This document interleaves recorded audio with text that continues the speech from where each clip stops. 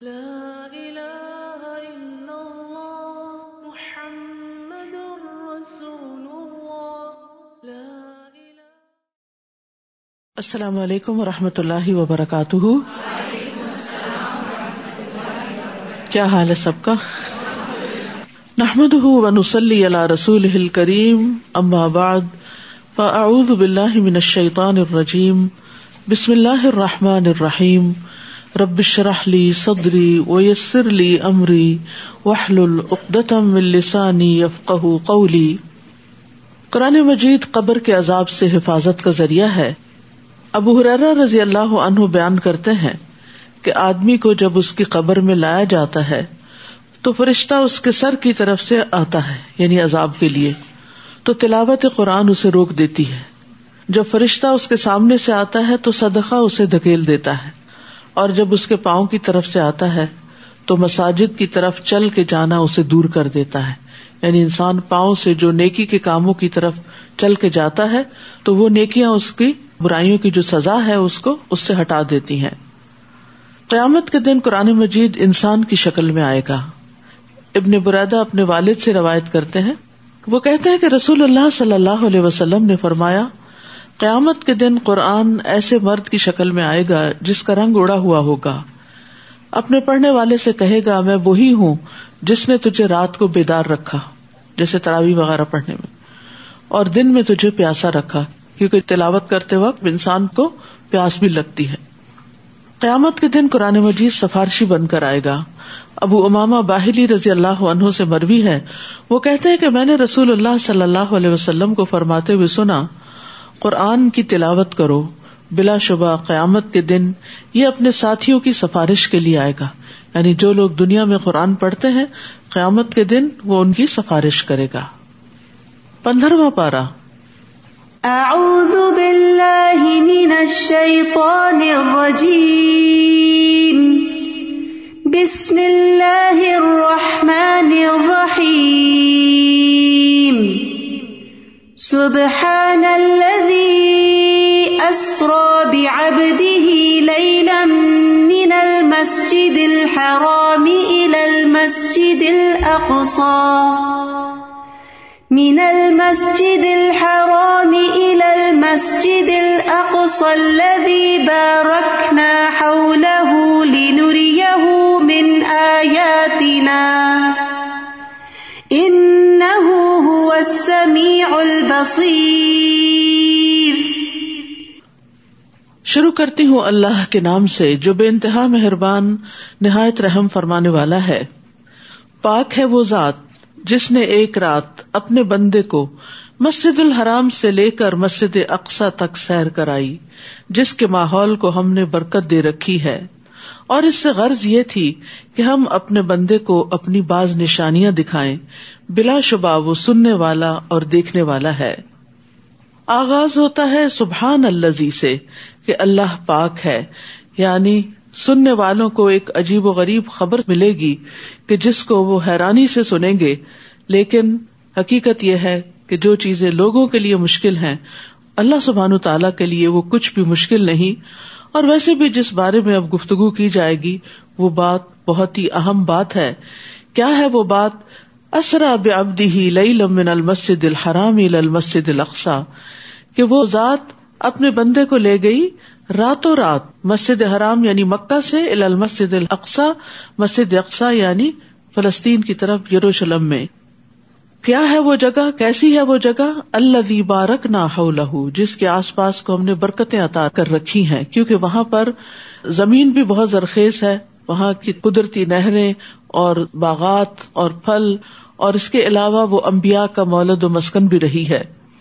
اس سفر کا مقصد کیا تھا؟ لنریہ من آیاتنا، کہ ہم اس کو یعنی اپنے بندے کو محمد صلی اللہ علیہ وسلم کو اپنی بعض نشانیوں میں سے دکھائیں۔ گویا دوسرے لفظوں میں یہ سفر ایک معجزہ تھا۔ انہ هو السمیع البصیر، بے شک وہ بہت سننے والا، بہت دیکھنے والا ہے، خوب دیکھتا ہے، بندوں کے حالات کو اچھی طرح جانتا ہے۔ ابو ہریرہ کہتے ہیں رسول اللہ صلی اللہ علیہ وسلم نے فرمایا، معراج کی رات بیت المقدس میں نے اپنے قدم اسی جگہ پر رکھے تھے جہاں پہلے انبیاء نے رکھے تھے۔ آپ صلی اللہ علیہ وسلم کو یہ سفر براق کے ذریعے کروایا گیا تھا۔ انس کہتے ہیں کہ معراج کی رات نبی صلی اللہ علیہ وسلم کے لیے براق لایا گیا جس کو لگام ڈالی ہوئی اور زین کسی ہوئی تھی. بس اس نے شوخی کی تو جبریل علیہ السلام نے اس سے کہا, کیا تو محمد صلی اللہ علیہ وسلم سے ایسی شوخی کر رہا ہے؟ آج تک تجھ پر اللہ کے نزدیک ان سے زیادہ معزز کوئی بھی سوار نہیں ہوا. راوی کہتے ہیں کہ پھر براق کو پسینہ آ گیا اور پھر براق کے ذریعے یہ سفر چند لمحوں میں ہی طے ہو گیا. آپ صلی اللہ علیہ وسلم پہلے مکہ سے بیت المقدس کی طرف گئے. وہاں پر آپ جب پہنچے تو جبریل علیہ السلام نے اپنی انگلی سے اشارہ کر کے ایک پتھر میں سوراخ کیا اور براق کو اس سے باندھا. یہاں پر آپ نے تمام انبیاء کو نماز پڑھائی تھی جو اس بات کا سمبل تھی, ایک نشانی تھی کہ محمد صلی اللہ علیہ وسلم تمام انبیاء کے امام ہیں, امام المرسلین ہیں. اور پھر وہاں سے آپ صلی اللہ علیہ وسلم کو آسمانوں کی سیر کروائی گئی اور 7ویں آسمان تک لے جایا گیا, سدرۃ المنتہا تک لے جایا گیا, جہاں سے آپ اللہ سبحانہ تعالیٰ سے ہم کلام ہوئے. وہاں آپ کو اللہ سبحانہ تعالیٰ نے 5 نمازیں بھی دی اور اس کے علاوہ کچھ ہدایات بھی. اس سفر میں آپ صلی اللہ علیہ وسلم نے جنت اور جہنم کے کچھ مشاہدات بھی کیے. انس رضی اللہ عنہ کہتے ہیں کہ رسول اللہ صلی اللہ علیہ وسلم نے فرمایا, جب مجھے معراج کرائی گئی تو میں ایک قوم پر سے گزرا, ان کے ناخن تانبے کے تھے اور وہ ناخنوں سے اپنے چہرے اور اپنے سینے چھیل رہے تھے, یعنی کھروچ رہے تھے. تو میں نے کہا کہ یہ کون لوگ ہیں اے جبرائیل؟ انہوں نے کہا یہ وہ لوگ ہیں جو لوگوں کا گوشت کھاتے ہیں, ان کی عزتوں سے کھیلتے ہیں, یعنی غیبت کرتے ہیں, تانے دیتے ہیں اور دوسروں کو برا بھلا کہتے ہیں. اسی طرح آپ صلی اللہ علیہ وسلم نے فرمایا, اسراء والی رات میں ایسے لوگوں کے پاس سے گزرا جن کے منہ آگ کی کینچیوں سے کاٹے جا رہے تھے. میں نے پوچھا یہ کون لوگ ہیں؟ بتایا گیا یہ دنیا کے خطیب ہیں جو لوگوں کو نیکی کا حکم دیتے تھے اور اپنے آپ کو بھول جاتے تھے, اور یہ کتاب کی تلاوت کرتے تھے اور سمجھتے نہ تھے, یعنی یہ نہیں سمجھتے تھے کہ یہ ہمارے اپنے عمل کے لیے بھی ہے. معراج کے موقع پر آپ صلی اللہ علیہ وسلم کو نماز کا تحفہ عطا کیا گیا. سورۃ البقرہ کی آخری آیات دی گئیں اور یہ کہ آپ کی امت میں سے ہر ایسے آدمی کو بخش دیا گیا جو اللہ کے ساتھ کسی کو شریک نہ کرے اور تباہ کن گناہوں سے بچے, یعنی کبیرہ گناہوں سے بچے. اسی طرح معراج کی رات فرشتوں نے نبی صلی اللہ علیہ وسلم کو کہا کہ آپ اپنی امت کو پچھنے لگانے کا حکم دیجیے, یعنی جس بھی جماعت کے پاس سے گزرے تھے انہوں نے آپ کو یہی مشورہ دیا کہ آپ اپنی امت کو حجامہ کروانے کے لیے کہیں, کیونکہ وہ صحت حاصل کرنے کا, بیماریوں سے نکلنے کا ایک بہترین طریقہ ہے. اسی طرح آپ کی مختلف پیغمبروں سے بھی ملاقات ہوئی. ابراہیم علیہ السلام سے جب ملاقات ہوئی تو انہوں نے کہا کہ اے محمد صلی اللہ علیہ وسلم اپنی امت کو میری طرف سے سلام پیش کرنا اور انہیں بتانا کہ جنت کی مٹی پاکیزہ ہے, اس کا پانی میٹھا ہے اور وہ ایک چٹیل میدان ہے, یعنی جنت چٹیل میدان ہے. سبحان اللہ والحمد للہ ولا الہ الا اللہ واللہ اکبر کہنا, وہاں درخت لگانا ہے, تو جو جتنا ذکر کرے گا اس کی جنت اتنی ہی زیادہ سرسبز ہوگی. وآتینا موسیٰ الکتاب وجعلناہ ھدی لبنی اسرائیل اللہ تتخذوا من دونی وکیلا. ہم نے موسیٰ کو کتاب دی اور اسے بنی اسرائیل کی ہدایت کا ذریعہ بنایا. تو تورات بنی اسرائیل کے لیے تھی اور امت محمد صلی اللہ علیہ وسلم اور اب قیامت تک کے لوگوں کے لیے کیا ہے؟ قرآن مجید ہے. اور اس میں انہیں حکم دیا کہ میرے سوا کسی کو کارساز نہ بنانا. کارساز بنانے کا مطلب یہ ہے کہ جس کے حوالے اپنے انسان کام کر دے اور وہ اس کی حاجتیں پوری کر دے. تو ساری حاجتوں کو پورا کرنے والا صرف اور صرف اللہ ہی ہے. ذریۃ من حملنا مع نوح انہ کان عبدا شکورا. یہ بنی اسرائیل ان لوگوں کی اولاد تھے جنہیں ہم نے نوح کے ساتھ کشتی میں سوار کیا تھا. بلا شبہ نوح ایک شکر گزار بندے تھے. تو یہاں اللہ سبحانہ وتعالیٰ خاص طور پر نوح علیہ السلام کی شکر گزاری کی تعریف فرما رہے ہیں, اور مقصد کیا ہے کہ ہم بھی ان کی طرح شکر گزار بن جائیں. لیکن شکر گزار بندہ بننے کے لیے سخت محنت کرنی پڑتی ہے. مغیرہ کہتے ہیں کہ نبی صلی اللہ علیہ وسلم کھڑے ہوتے تاکہ نماز پڑھیں, یہاں تک کہ آپ کے دونوں پاؤں یا دونوں پنڈلیاں پھول جاتی, یعنی سوج جاتی. اس سے متعلق آپ سے کچھ کہا جاتا کہ آپ اتنی مشقت کیوں کرتے ہیں, تو آپ فرماتے کہ کیا میں اللہ کا شکر گزار بندہ نہ بنوں. یعنی شکر گزاری صرف زبان سے شکر گزاری نہیں ہوتی, عمل کے ذریعے ہوتی ہے, اور آج کل اس عمل کا اچھا موقع ہے. اسی طرح شکر گزاری میں انسان جو کچھ بھی کھاتا یا پیتا ہے تو اس پر بھی اپنے رب کو یاد کرے, بسم اللہ پڑھ کر آغاز کرے اور الحمدللہ کہہ کر اللہ کا شکر ادا کرے. اس کتاب میں ہم نے بنی اسرائیل کو صاف صاف کہہ دیا تھا کہ تم زمین پر 2 بار فساد عظیم برپا کرو گے اور بڑی سرکشی دکھاؤ گے. پھر جب ہمارا پہلا وعدہ آ گیا تو اے بنی اسرائیل ہم نے تمہارے مقابلے میں اپنے بڑے جنگجو بندے لا کھڑے کیے جو تمہارے شہروں کے اندر گھس کر دور تک پھیل گئے.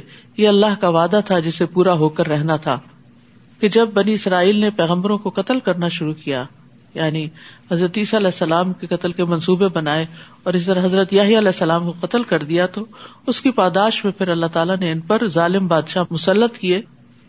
ثم رددنا لکم الکرۃ علیہم، پھر ہم نے ان فاتحین پر تمہیں غلبے کا موقع دیا، مال اور اولاد سے تمہاری مدد کی اور نفری میں بہت زیادہ بڑھا دیا.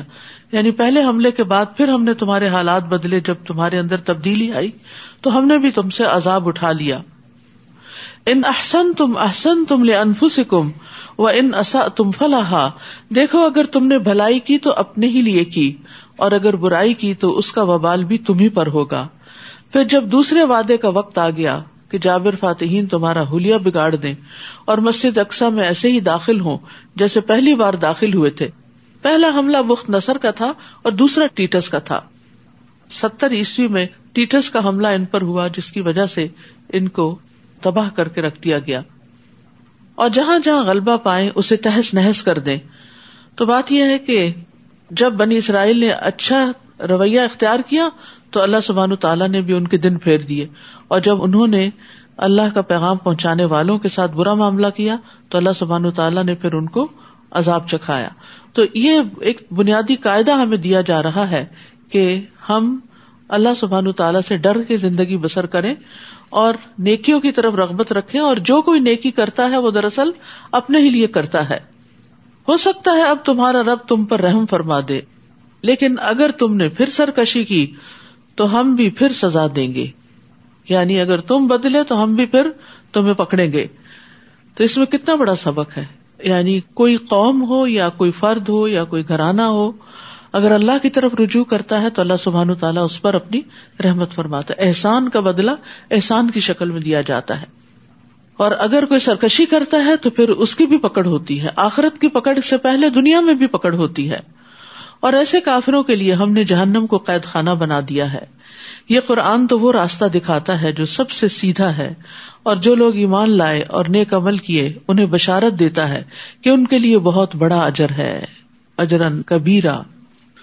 تو اس صورت میں خاص طور پر قرآن مجید کا ذکر آئے گا بارہا، اور یہاں پر قرآن کی آمد کا مقصد بتا دیا گیا کہ قرآن سب سے سیدھا راستہ دکھاتا ہے. اس لیے انسان سیدھے راستے پر چل ہی نہیں سکتا جب تک کہ قرآن سے رہنمائی حاصل نہ کرے.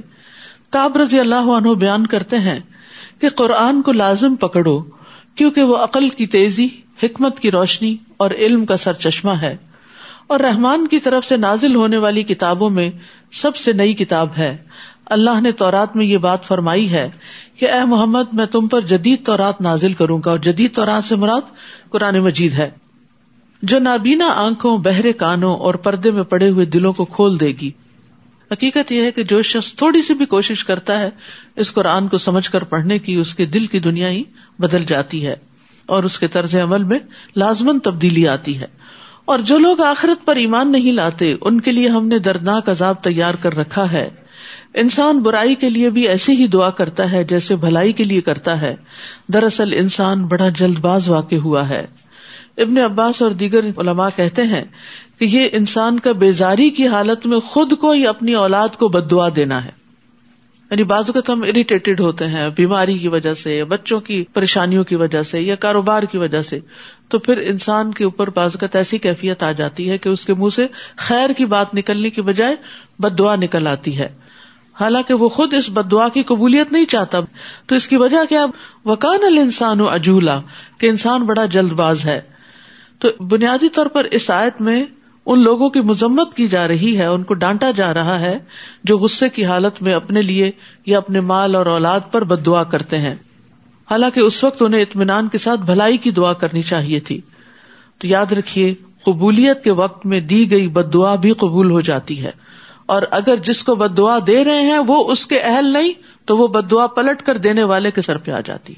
کیونکہ بعض لوگوں کی عادت ہوتی ہے بات بات میں دوسروں کو بددعائیں دے کے ایموشنل بلیک میل کرتے ہیں کہ تمہیں ہماری بددعا لگ جائے گی, تم جہنم میں جاؤ, تمہاری یہ نقصان ہو جائے وہ. تو اب جس کو بددعائیں دی جا رہی ہیں وہ بہت ڈر جاتا ہے. تو ایسے موقع پہ ڈرا نہ کریں, اس لیے کہ اگر آپ نے کسی کا کچھ نہیں بگاڑا, آپ کی نیت خراب نہیں ہے, آپ نے کسی کو کوئی تکلیف نہیں پہنچائی, تو آپ کو بددعا نہیں لگے گی. یعنی اگر آپ ظالم نہیں ہیں تو بددعا آپ پر نہیں پڑے گی, وہ کس پہ جائے گی؟ واپس جو دینے والا ہے. تو اس لیے بددعائیں دینے والوں کو بھی سوچ سمجھ کے دینی چاہیے کہ کہیں ایسا نہ ہو کہ یہ مصیبت واپس اپنے اوپر ہی لوٹ آئے. اسی طرح ماں باپ کو بھی سوچ سمجھ کے اولاد کو بددعائیں دینی چاہیے, کیونکہ نبی صلی اللہ علیہ وسلم نے فرمایا 3 دعاؤں کی قبولیت میں کوئی شک نہیں, مظلوم کی دعا, مسافر کی دعا, اور باپ کا اپنے بیٹے کے خلاف بددعا کرنا. کیونکہ تنگ آ کے ہی کرتا ہے نا, باپ ایسے ہی نہیں کرتا, تو وہ بھی قبول ہو جاتی ہے. آپ صلی اللہ علیہ وسلم نے فرمایا اپنے آپ پر خیر ہی کی دعا کیا کرو, بے شک فرشتے تمہاری بات پر آمین کہتے ہیں. وَجَعَلْنَا اللَّيْلَ وَالنَّهَارَ آيَتَيْنِ, دیکھو ہم نے رات اور دن کو 2 نشانیاں بنایا ہے. رات کی نشانی کے تو ہم نے تاریک بنایا, اور دن کی نشانی کو روشن, تاکہ تم اپنے رب کا فضل تلاش کر سکو, اور اس لیے بھی کہ تم ماہ و سال کی گنتی معلوم کر سکو. اور ہم نے ہر چیز کو تفصیل سے بیان کیا. اللہ سبحانہ و تعالیٰ خود نشانیوں کو بھی دکھا رہے ہیں اور ان کی تفصیل بھی بتا رہے ہیں کہ یہ نعمتیں تمہارے لیے کس کس فائدے کی ہیں.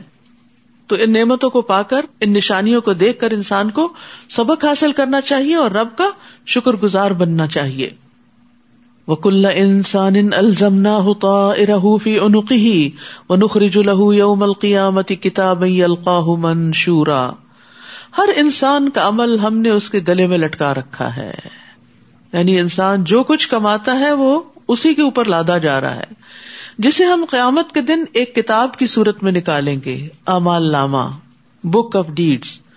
وہ اس کو کھلی ہوئی کتاب کی طرح دیکھے گا, یعنی اپنی کتاب کو کھلا ہوا دیکھے گا.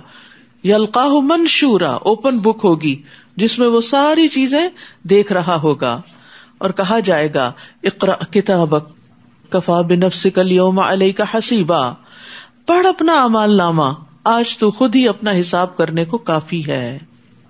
یعنی تم خود ڈیسائیڈ کر سکتے ہو کہ تمہارا اب انجام کیا ہونا چاہیے. ظاہر برے اعمال ایسی شکل میں ہوں گے کہ انسان ان سے خود گن کھائے گا. تو کتنا ضروری ہے کہ انسان یہ حساب اپنا دنیا میں ہی کر لے, مرنے سے پہلے ہی کر لے, اپنا محاسبہ کرے, اپنا جائزہ لے, اپنے منہ سے نکلنے والی باتیں, اپنی سوچیں اور اپنے معاملات جو دیگر لوگوں کے ساتھ ہیں کہ ان کا نتیجہ کیا نکلے گا. من اہتدی فانما یہتدی لنفسہ ومن ضل فانما یضل علیہا, جس شخص نے ہدایت قبول کی تو اس کا فائدہ اسی کو ہے.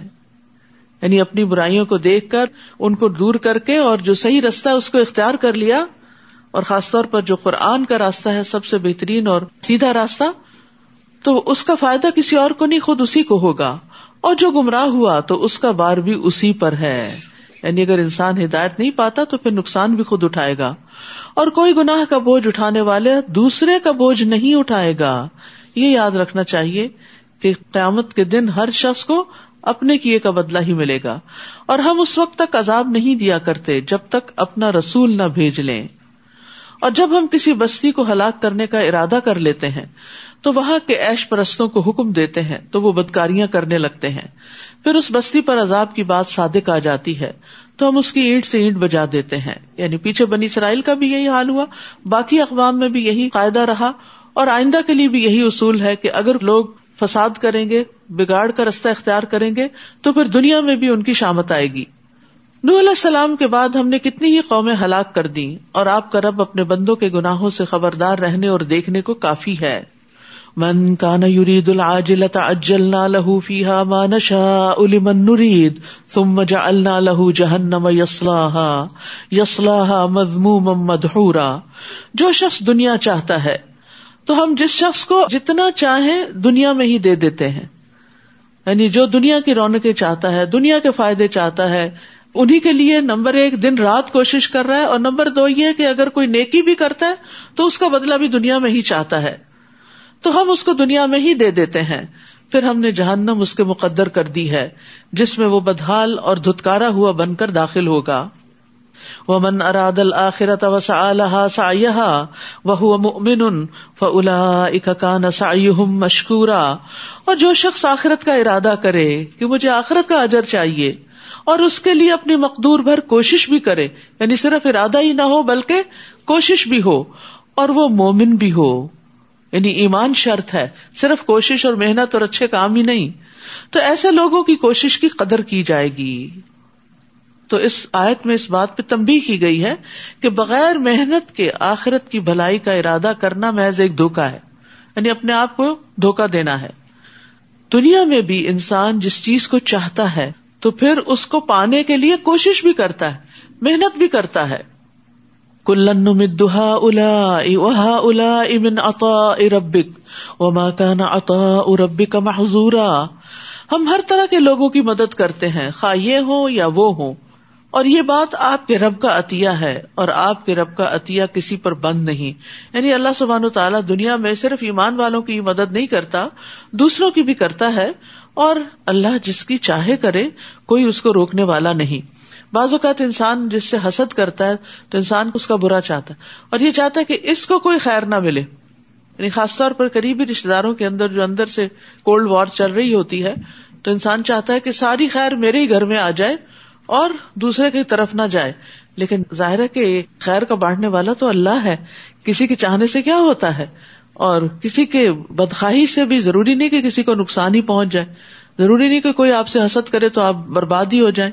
بہت سے لوگ حسد میں پھر اور آگے بڑھ جاتے ہیں اور جادو وغیرہ کرنے لگتے ہیں اور فساد شروع کر دیتے ہیں زمین میں. تو ایسے سارے لوگوں کو یاد رکھنا چاہیے کہ جو کسی کے لیے کنواں کھودتا ہے وہ خود اس میں گرتا ہے. دیکھو ہم نے کیسے ایک کو دوسرے پر فضیلت دی ہوئی ہے، اور آخرت میں دوسری قسم یعنی آخرت چاہنے والوں کے درجات زیادہ اور فضیلت بھی بڑی ہوگی. وَلَلْآخِرَةُ أَكْبَرُ دَرَجَاتٍ وَأَكْبَرُ تَفْضِيلًا. ایک وہ ہے جو دنیا کا ارادہ کرتا ہے، اور ایک وہ ہے جو آخرت چاہتا ہے. جو آخرت چاہتا ہے وہ بڑے درجات پائے گا، اور اس کے بارے میں آتا ہے کہ جنت کے 100 درجے ہیں، اور ان کے درمیان کا فاصلہ ایسے ہی ہے جیسے زمین اور آسمان کا فاصلہ ہو. اور فردوس اس کا اعلیٰ ترین درجہ ہے، اس سے جنت کی 4 نہریں نکلتی ہیں. اس کے اوپر رب کا عرش ہے.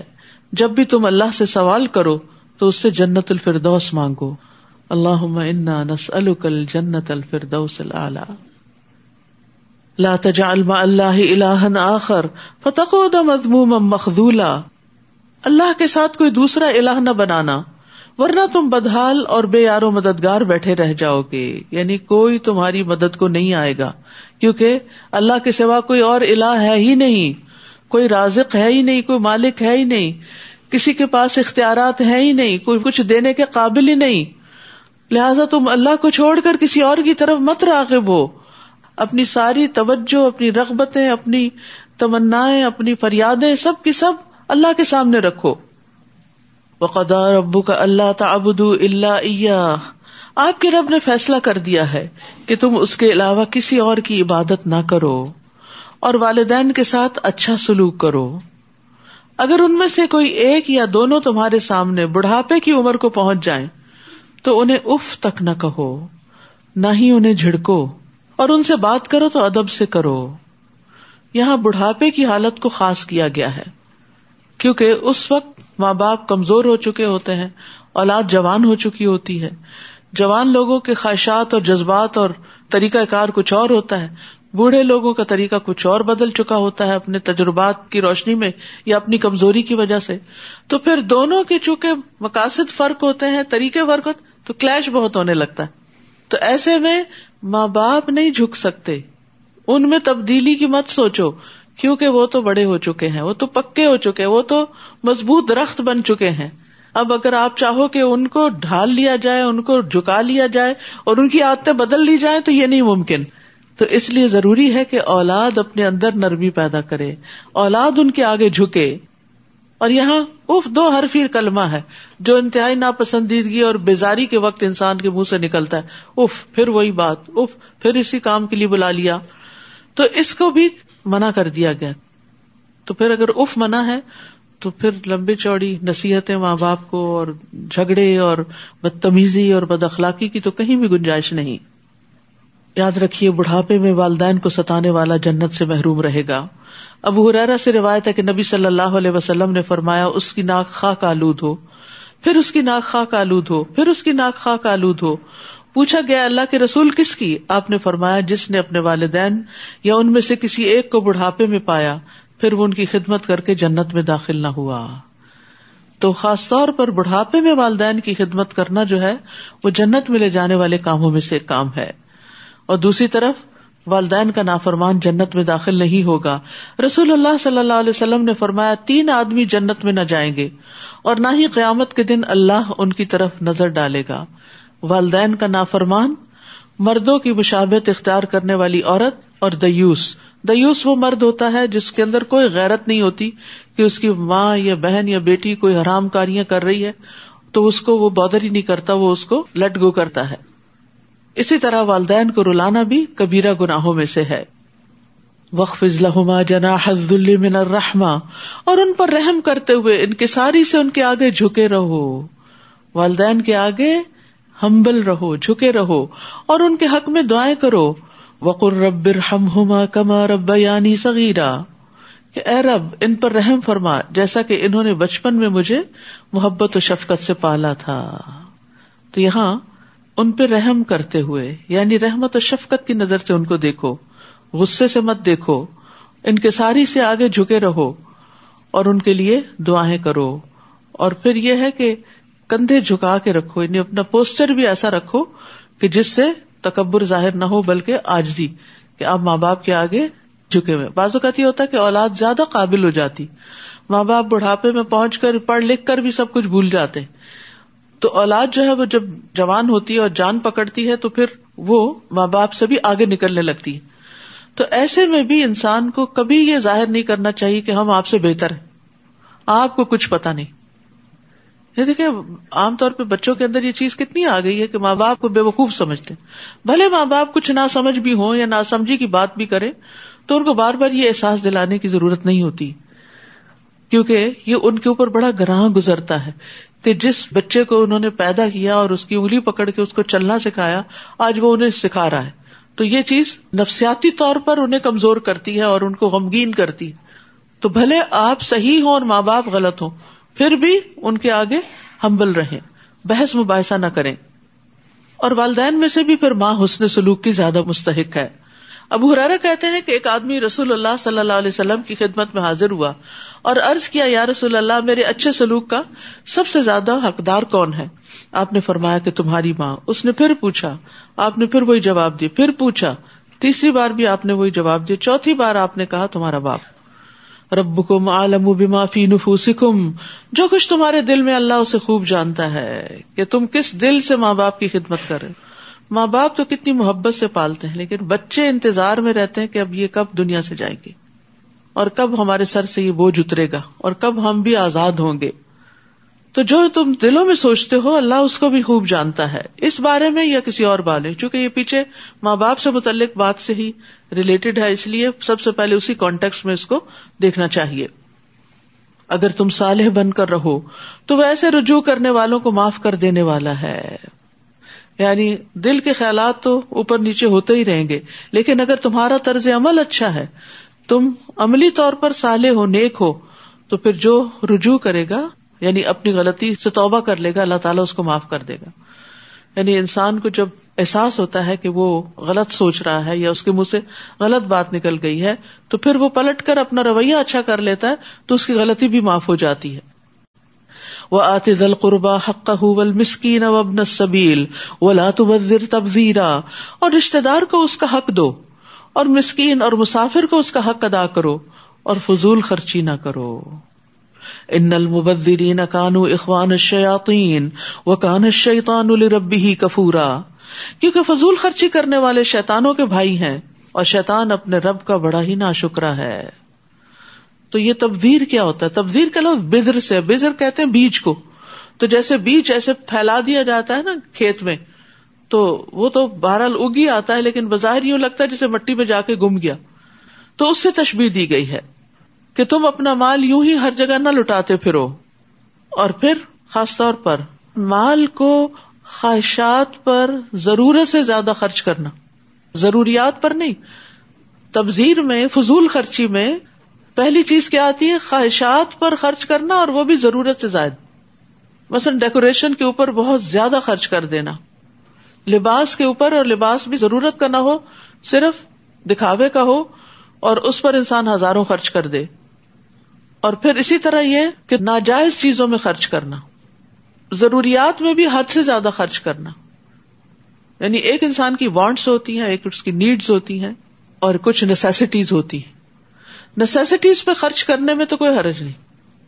نیڈز جو ہوتی ہیں وہ انسان بعض اوقات بہت زیادہ بڑھا لیتا ہے، یہ بھی نیڈ ہے، یہ بھی نیڈ ہے. ہر چھوٹی بڑی چیز آپ باہر جاتے ہیں دیکھتے ہیں تو کہتے ہیں نہیں یہ بھی کہیں کام آ جائے گی، تو اس میں بعض اوقات کیا کرتے ہیں آپ غیر ضروری چیزیں خرید کے رکھ لیتے ہیں. اور وانٹس کی تو پھر کوئی لمٹ ہی نہیں ہے، تو اس میں انسان حد سے پھر بڑھ جاتا ہے، اور اسی کو فضول خرچی کہتے ہیں.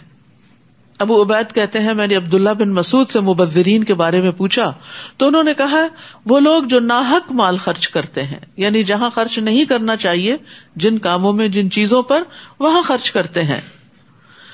مال ضائع کرنے والے لوگ اللہ تعالیٰ کے ناپسندیدہ ہیں. نبی صلی اللہ علیہ وسلم نے فرمایا بے شک اللہ تمہارے لیے 3 باتیں پسند نہیں کرتا: ادھر ادھر کی فضول باتیں کرنا، ہی سیڈ شی سیڈ، بیکار کی باتیں، مال کو ضائع کرنا، بکثرت سوال کرنا. یہ 3 چیزیں جو ہیں یہ اللہ سبحانہ تعالیٰ کو سخت ناپسند ہیں. اور اگر تم ان رشتہ داروں، مسکینوں، مسافروں سے اس بنا پر اعراض کرو کہ ابھی تمہارے پاس دینے کو کچھ نہیں، کہ تم اپنے رب کی رحمت سے ایسی توقع ضرور رکھتے اور اس کی تلاش میں ہو، تو انہیں نرمی سے جواب دو. بعض اوقات انسان کے پاس اتنا نہیں ہوتا کہ وہ دوسرے کی ضروریات پوری کر سکے، تو ایسے میں بد اخلاقی سے بات نہیں کرنی چاہیے کہ تم لوگ روز مانگنے آ جاتے ہو، یہاں میں نے کوئی فیکٹریاں لگا رکھی ہیں، اور طرح طرح کی باتیں جو حد سے بڑھی ہوئی ہوں اور دوسروں کو تکلیف دینے والی ہوں، وہ نہیں کرنی چاہیے. مثلاً اگر کوئی شخص سمجھتا ہے کہ آپ کے پاس بہت کچھ ہے اور آپ سے قرض مانگنے کے لیے آ جاتا ہے، اور آپ تو ہینڈ ٹو ماؤتھ ہیں بظاہر دیکھنے میں، چونکہ آپ کبھی اپنی مالی مشکلات کا کسی کے سامنے ذکر نہیں کرتے، تو لوگ آپ کو خوشحال سمجھنے لگتے ہیں کہ اس کے منہ سے تو کبھی ایسی کوئی بات ہی نہیں نکلی کہ یہ بھی نیڈی ہے. لیکن اس وقت آپ واقعی دے نہیں سکتے، اور بعض اوقات قریبی رشتے دار ہی آپ کے ساتھ ایسے معاملات کر رہے ہوتے ہیں، یا آپ کو قریبی سوشل سرکل. تو ایسی صورت میں انسان کو پھر اچھی بات کے ذریعے دوسرے کا دل خوش کر دینا چاہیے، اگر وہ مال سے مدد نہیں کر سکتا یا کسی بھی طرح. بعض اوقات مال نہیں ہوتا، بعض اوقات کسی کو آپ کی رائڈ چاہیے ہوتی ہے، یا کسی کو آپ کا وقت چاہیے ہوتا ہے. تو اگر آپ اس وقت مصروف ہیں اور دوسرے کی مدد نہیں کر سکتے تو بدتمیزی اور بد اخلاقی سے پیش نہ آئیں، اچھے طریقے سے معذرت کر لیں، یا آئندہ کسی وقت کے لیے وعدہ کر لیں. اور نہ تو اپنا ہاتھ گردن سے باندھ رکھ اور نہ ہی اسے پوری طرح کھلا چھوڑ دو، ورنہ خود ملامت زدہ اور درماندہ بن کر رہ جاؤ گے. یعنی انسان خرچ کرتے ہوئے نہ تو انتہائی بخل کرے اور نہ ہی ہاتھ کھلا چھوڑ دے، درمیانی راہ، اعتدال کی راہ اختیار کرے. بلا شبہ آپ کا رب جس کے لیے چاہتا ہے رزق کشادہ کر دیتا ہے، اور وہ جس کے لیے چاہتا ہے تنگ کر دیتا ہے، اور وہ اپنے بندوں کی خوب خبر رکھتا ہے اور انہیں دیکھ رہا ہے. انہ کان بعبادہ خبیرا بصیرا. اور مفلسی کے اندیشے سے اپنی اولاد کو قتل نہ کرو، انہیں اور خود تمہیں بھی رزق ہم دیتے ہیں. انہیں قتل کرنا بہت بڑا گناہ ہے. والدین کے حقوق کے بعد اولاد کے حقوق، اور ان میں سب سے پہلا حق ان کی زندگی کا حق ہے کہ ان کو نہ تو پیٹ کے اندر قتل کرو اور نہ باہر آنے کے بعد. اور اس ڈر سے خاص طور پر مت ابارٹ کراؤ اپنے پریگنینسی کو کہ تم ان کا خرچ کہاں سے اٹھاؤ گے، کیونکہ ہم بہت مٹیریلسٹک ہو کے نا ہر چیز کو کیلکولیٹ کرتے رہتے ہیں کہ اتنی میری آمدنی ہے، ایک بچے کے اوپر اتنا منتھلی خرچ ہوتا ہے، اگر ایک اور بچہ آ گیا تو میرا بجٹ آؤٹ ہو جائے گا، پھر میں کیا کروں گا. نہیں، اللہ سبحانہ تعالیٰ اسی اعتبار سے وسائل بھی پیدا کر دے گا. بیماری یا کوئی اور ریزن ہو سکتی ہے کہ جس سے انسان اپنی تحدید اولاد کرے، لیکن مفلسی کے ڈر سے نہیں، اس کی اجازت نہیں. تو اس آیت سے یہ بھی پتہ چلتا ہے کہ اللہ تعالیٰ اپنے بندوں پر ان کے والدین سے بھی زیادہ مہربان ہے. اور اولاد کا قتل جو ہے یہ کبیرہ گناہوں میں سے ہے. وَلَا تَقْرَبُوا الزِّنَا، اور زنا کے قریب بھی نہ جاؤ کیونکہ وہ بے حیائی اور برا راستہ ہے. اور کسی ایسے شخص کو قتل نہ کرو جسے قتل کرنا اللہ نے حرام قرار دیا ہے، الا یہ کہ حق کی بنا پر، یعنی قصاص وغیرہ میں. اور اگر کوئی شخص ناحق قتل کیا جائے تو ہم نے اس کے ولی کو پورا اختیار دیا ہے، لہذا اسے قتل میں زیادتی نہ کرنا چاہیے. یقیناً اسے مدد دی جائے گی. ولی کا اختیار کیا، چاہے تو قصاص لے یا دیت ہو یا معاف کر دے، اور اگر اسے قتل ہی کرنا ہے تو اس میں زیادتی نہیں کرے گا کہ ایک کے بدلے 4 کر دے اس قبیلے کے، یا یہ ہے کہ اذیت دے دے کے قتل کرے. اور یتیم کے مال کے قریب نہ جاؤ مگر اس صورت میں کہ وہ بہتر ہو، یہاں تک کہ وہ اپنی جوانی کو پہنچ جائے. اور عہد کی پابندی کرو کیونکہ عہد کے بارے میں تم سے باز پرس ہوگی. اللہ اکبر. ان العہد کان مسئولا. سوچ سمجھ کے وعدے کیا کریں اور سوچ سمجھ کے پھر ان کو نبھایا کریں، کیونکہ قیامت کے دن سوال کیا جائے گا کہ وعدہ پورا کیا تھا یا نہیں. اور وعدہ خلافی جو ہے یہ منافق کی نشانیوں میں سے ہے. اور جب تم ناپ کرو تو پورا پورا ناپو، اور تولو تو سیدھی ترازو سے تولو. یہ اچھا طریقہ ہے اور انجام کے لحاظ سے بھی بہتر ہے. اور کسی ایسی بات کے پیچھے نہ پڑو جس کا تجھے علم نہیں، کیونکہ اس بات کے متعلق کان، آنکھ اور دل سب کی باز پرس ہونی ہے. یہ بہت بڑا اخلاقی ادب سکھایا گیا ہے اور بہت زبردست اصلاح کی گئی ہے. تو امت کو اس بات کی تعلیم دی جا رہی ہے کہ اچھے ویل تھاٹ خیالات کو اور وہمی باتوں کو آپس میں مکس نہ کیا جائے. قتادہ کہتے ہیں اس کا مطلب یہ نہ کہو میں نے دیکھا حالانکہ تم نے دیکھا نہ ہو، بس تمہیں وہم ہو تو تم کو ہاں میں نے دیکھا تھا فلاں آیا تھا حالانکہ وہ تو نہیں آیا. یہ نہ کہو کہ میں نے سنا حالانکہ تم نے سنا نہ ہو. بعض اوقات تم کہتے ہیں نا میں نے سنا، لیکن سنا نہیں ہوتا، تو یہ نہیں کہنا چاہیے. اور یہ نہ کہو کہ میں جانتا ہوں حالانکہ تم نہیں جانتے. ہاں مجھے پتا ہے، اور جب پوچھے کہاں ہے تو کہتے او مجھے بھول گیا. نہیں، جب تک یقینی بات نہ ہو اس کو مجھ سے مت نکالو، کیونکہ ان سب باتوں کے بارے میں بھی پوچھ گچھ ہوگی. اسی طرح دل کے بعض خیال بھی گناہ ہوتے ہیں. یا ایھا الذین آمنوا اجتنبوا کثیرا من الظن ان بعض الظن اثم. اے لوگو جو ایمان لائے ہو بہت سے گمان سے بچو، یقیناً بعض گمان گناہ ہوتے ہیں.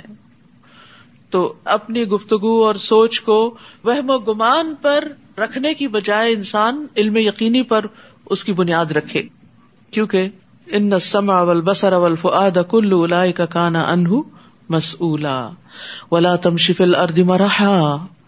اور زمین میں اکڑ کر مت چلو، نہ تو تم زمین کو پھاڑ سکتے ہو اور نہ بلندی میں پہاڑوں تک پہنچ سکتے ہو. عباد الرحمان کی صفت یہ ہوتی ہے کہ وہ زمین پر نرمی سے چلتے ہیں، معتدل چال چلتے ہیں، نہ تو عاجزی اور سستی کے ساتھ بہت ہی ڈھیلے ڈھیلے اور نہ ہی بہت تیز، بلکہ اپنی ہمت کے مطابق درمیانی چال. اور پھر اسی طرح چلتے ہوئے اکڑنا نہیں چاہیے، متکبرانہ چال کی ممانعت کی گئی ہے. نبی صلی اللہ علیہ وسلم نے فرمایا جو شخص اپنے آپ کو بڑا سمجھے یا اپنی چال میں تکبر کو جگہ دے، یعنی تکبر والی چال چلے، وہ اللہ سے اس حال میں ملے گا کہ اللہ اس سے ناراض ہوگا. یاد رکھیے ہمارا دین ایک جامع دین ہے جس میں چلنے کا طریقہ تک سکھایا گیا ہے، مال خرچ کرنے کا، اولاد سے معاملہ کرنے کا، والدین سے معاملہ کرنے کا، اپنی شرم و حیا کا، کس طرح انسان کو بولنا چاہیے، کس طرح سوچنا چاہیے. کون سا پہلو زندگی کا ایسا ہے کہ جس کے بارے میں رہنمائی نہیں کی گئی. کل ذالک کان سیئہ عند ربک مکروہا. یہ سب کام ایسے ہیں جن کی قباحت آپ کے رب کے ہاں ناپسندیدہ ہے. یہ سب حکمت کی باتیں ہیں جو آپ کے رب نے آپ کی طرف وحی کی ہیں. اور اللہ کے ساتھ کوئی دوسرا الہ نہ بنانا، ورنہ ملامت زدہ اور دھتکارے ہوئے جہنم میں ڈال دیے جاؤ گے. یہ سب سے بڑا جرم ہے. کیا تمہارے رب نے بیٹے دینے کو تو تمہیں چن لیا اور خود فرشتوں کو اپنی بیٹیاں بنا لیا؟ کتنی بڑی گناہ کی بات ہے جو تم کہہ رہے ہو. ہم نے اس قرآن میں حقائق کو مختلف طریقوں سے بیان کیا تاکہ لوگ کچھ ہوش کریں، مگر ان میں نفرت ہی بڑھتی گئی. آپ ان سے کہیے اگر اللہ کے ساتھ کوئی اور بھی الہ ہوتے جیسا کہ یہ مشرک کہتے ہیں تو وہ اللہ صاحب عرش سے مقابلہ اور وہاں تک پہنچنے کے لیے ضرور کوئی راہ تلاش کرتے. یعنی یہ نہیں ہو سکتا کہ کوئی اللہ کے مقابل ہو اور پھر وہ نعوذ باللہ اللہ کی جگہ نہ لینا چاہے اور اس کا مقابلہ نہ کرے. سبحانہ وتعالی عما یقولون علوا کبیرا. وہ پاک ہے اور ان باتوں سے بہت بلند و برتر ہے جو یہ لوگ کہتے ہیں. تسبح له السماوات السبع والارض ومن فيهن وان من شيء الا يسبح بحمده ولكن لا تفقهون تسبيحهم انه كان حليما غفورا. ساتوں آسمان اور زمین اور جو کچھ ان میں ہے سب اس کی تسبیح کرتے ہیں، اللہ کی پاکی بیان کرتے ہیں، بلکہ کوئی بھی چیز ایسی نہیں جو اس کی حمد کے ساتھ اس کی تسبیح نہ کرتی ہو. کوئی چیز ایسی نہیں. لیکن تم ان کی تسبیح کو نہیں سمجھتے کیونکہ ہر ایک کا اپنا طریقہ ہے. انہ کان حلیما غفورا، وہ بڑا بردبار اور معاف کرنے والا ہے. اب دیکھیے ساری کائنات تو تسبیح کر رہی ہو، اللہ کی تعریف بیان کری، اور ہم چپ کر کے بیٹھے ہوئے ہوں اور اللہ کا ذکر نہ کریں تو اللہ کے محبوب کیسے ہو سکتے ہیں؟ لیکن پھر بھی اللہ تعالیٰ معاف کر دیتا ہے. عبداللہ بن مسعود کہتے ہیں کہ ہم آپ صلی اللہ علیہ وسلم کے زمانے میں کھاتے وقت کھانے کی تسبیح سنتے تھے، یعنی آپ ہم کو سنواتے تھے. ایک اور موقع پر آپ نے مٹھی میں کچھ کنکریاں لے کر صحابہ کرام کو ان کی تسبیح سنوائی، یعنی ان کی آواز انہانس کر دی گئی ہوگی. اور جب آپ قرآن پڑھتے ہیں تو ہم آپ کے اور ان لوگوں کے درمیان ایک مخفی پردہ حائل کر دیتے ہیں جو آخرت پر ایمان نہیں رکھتے، تو گویا قرآن پھر ان کے دلوں تک تھرو نہیں ہوتا. ہم نے ان کے دلوں پر ایک پردہ چڑھا دیا ہے کہ وہ اس قرآن کو سمجھ ہی نہ سکیں اور ان کے کانوں میں بوجھ ہے. اور جب آپ قرآن میں اپنے اکیلے رب کا ذکر کرتے ہیں تو وہ نفرت سے پیٹ پھیر کے بھاگ جاتے. یہ کون لوگ ہوتے ہیں کہ جن کے دلوں پہ پردہ پڑ جاتا ہے؟ جن کو قرآن کے احکامات اچھے نہیں لگتے ہیں، وہ ان کی حکمت کو نہیں سمجھتے اور پھر سننا ہی نہیں چاہتے. ہم خوب جانتے ہیں جب وہ آپ کی طرف کان لگاتے ہیں تو کس بات پہ لگاتے ہیں، اور یہ بھی جانتے ہیں جو وہ سرگوشی کرتے ہیں جب یہ ظالم کہتے ہیں کہ تم ایک سحر زدہ آدمی کی پیروی کر رہے ہو، یعنی دوسروں کو بہکاتے ہیں آپ کی طرف آنے سے. غور کرو وہ آپ کے لیے کیسی مثالیں بیان کر رہے ہیں. یہ لوگ ایسے بھٹکے ہوئے کہ اب راہ نہیں پا سکتے. وَقَالُوا أَإِذَا كُنَّا عِظَامًا وَرُفَاتًا أَإِنَّا لَمَبْعُوثُونَ خَلْقًا جَدِيدًا، بھلا جب ہم ہڈیاں اور ریزہ ریزہ ہو جائیں گے تو کیا ہمیں اثر نو پیدا کر کے دوبارہ اکٹھا کیا جائے گا؟ قُلْ كُونُوا حِجَارَةً أَوْ حَدِيدًا، آپ ان سے کہیے خواہ تم پتھر بن جاؤ یا لوہا بن جاؤ یا اس سے سخت تر مخلوق جو تمہارے جی میں آئے تو وہ بھی بن جاؤ، اللہ پھر بھی پیدا کر لے گا. یعنی دوبارہ پیدا کرنا اللہ کے لیے کچھ مشکل نہیں. پھر پوچھتے ہیں کہ ہمیں کون دوبارہ زندہ کرے گا؟ آپ کہیے کہ وہی پیدا کرے گا جس نے تمہیں پہلی بار پیدا کیا. پھر وہ آپ کے سامنے اپنے سر ہلائیں گے اور پوچھیں گے کہ ایسا کب ہوگا؟ آپ کہیے کہ شاید وہ وقت قریب ہو جس دن وہ تمہیں بلائے گا تو تم اس کی تعریف کرتے ہوئے پکار کے جواب میں حاضر ہو جاؤ گے اور یہ خیال کر رہے ہوگے کہ تم دنیا میں تھوڑی ہی دیر ٹھہرے تھے. دنیا کی زندگی آخرت میں بہت چھوٹی نظر آئے گی. وَقُلْ لِعِبَادِي يَقُولُوا الَّتِي هِيَ أَحْسَنُ، میرے بندوں سے کہہ دیجئے کہ وہی بات زبان سے نکالیں جو بہتر ہو. یہاں پھر اللہ تعالیٰ بڑے پیار سے بات کر رہے ہیں. وَقُلْ لِعِبَادِي، میرے بندوں سے کہہ دیجئے، اپنی طرف نسبت کر رہے ہیں ان بندوں کی. تو اگر ہمیں رب کا بندہ بننا ہے، عباد الرحمان بننا ہے، تو لازم ہے کہ اپنی زبان کو سنبھال کر رکھیں، زبان سے اچھی بات ہی نکالیں، کیونکہ شیطان لوگوں میں فساد ڈلوا دیتا ہے. جتنے بھی ریلیشن شپ کی خرابی ہوتی ہے اس کا آغاز زبان سے ہی ہوتا ہے. کوئی سخت کلمہ، سخت جملہ، کوئی گالی، کوئی جھگڑے کی بات، اور یہ انسان کو شیطان اکساتا ہے کہ اب کہو اس کو، اور اس کو سبق سکھا دو، اور اس کا منہ بند کر دو، اور اس کو چپ کرا دو، یہ آئندہ تمہیں کبھی کچھ کہہ نہ سکے. اس طرح کی بہت ساری چیزیں جو ہیں وہ شیطان انسان سے کرواتا ہے، جس کی نتیجے میں انسان دوسرے کے ساتھ اپنے تعلقات بعض اوقات ہمیشہ کے لیے خراب کر کے رکھ لیتے. اور اس میں آپ دیکھیے کہ بہت سے گھر ٹوٹ جاتے ہیں زبان کی بے احتیاطی سے، آپس کے تعلقات خراب ہو جاتے ہیں زبان کی بے احتیاطی سے. تو بہت ضروری ہے کہ ہم سب زبان کو سنبھال کر استعمال کریں، سوچ سمجھ کر بولیں، پہلے تولو پھر بولو. اور یہ پوری امت کو ادب سکھا دیا گیا ہے. نبی صلی اللہ علیہ وسلم نے فرمایا، بے شک سلام عام کرنا اور اچھا کلام کرنا ایسے اعمال ہیں جو بخشش کو واجب کر دیتے ہیں. رسول اللہ صلی اللہ علیہ وسلم سے پوچھا گیا کون سی چیز جنت کو واجب کرتی ہے؟ فرمایا تم عمدہ کلام اور کھانا کھلانے کو لازم پکڑ لو، یہ دو چیزیں انسان کو جنت میں لے جاتی ہیں. تمہارا رب تمہارے حال سے خوب واقف ہے، وہ چاہے تو تم پر رحم کرے اور چاہے تو عذاب دے. اور اے نبی، ہم نے آپ کو ان کا وکیل بنا کر نہیں بھیجا. جو مخلوق آسمانوں میں اور زمین میں ہے آپ کا رب انہیں خوب جانتا ہے. اور ہم نے بعض نبیوں کو دوسروں پر فضیلت دی اور داؤد کو ہم نے زبور عطا کی. آپ ان سے کہیے ان کو پکارو جنہیں تم اللہ کے سوا معبود سمجھتے ہو، وہ تم سے تکلیف کو نہ ہٹا سکتے ہیں نہ بدل سکتے ہیں. جنہیں یہ لوگ پکارتے ہیں وہ تو خود اپنے رب کی طرف وسیلہ تلاش کرتے ہیں کہ کوئی اس سے قریب تر ہو جائے.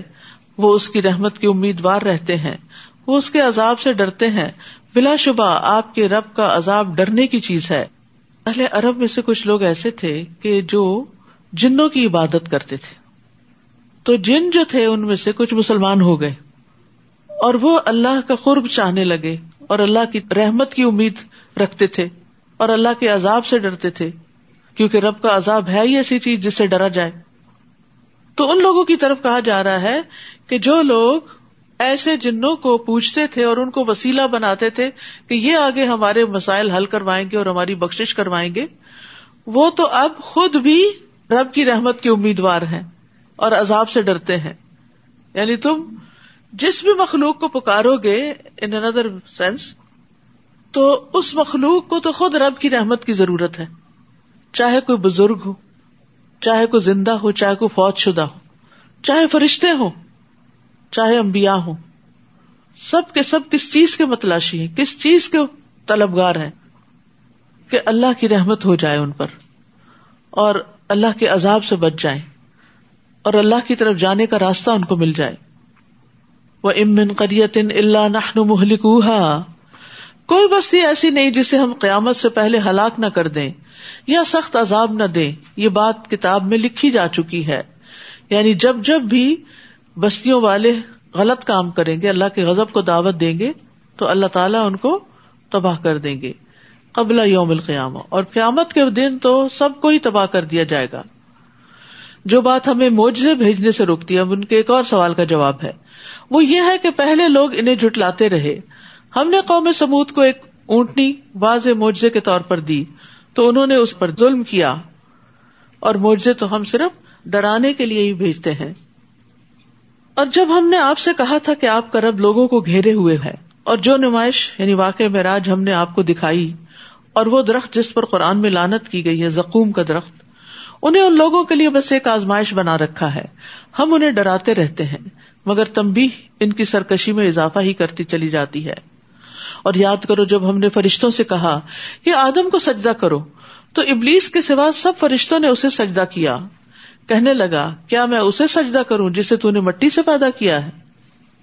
پھر کہنے لگا بھلا دیکھو یہ شخص جسے تو نے مجھ پر بزرگی دی ہے, اگر تو مجھے قیامت کے دن تک مہلت دے دے تو میں چند لوگوں کے سوا ان کی تمام تر اولاد کی بے خونی کر دوں گا.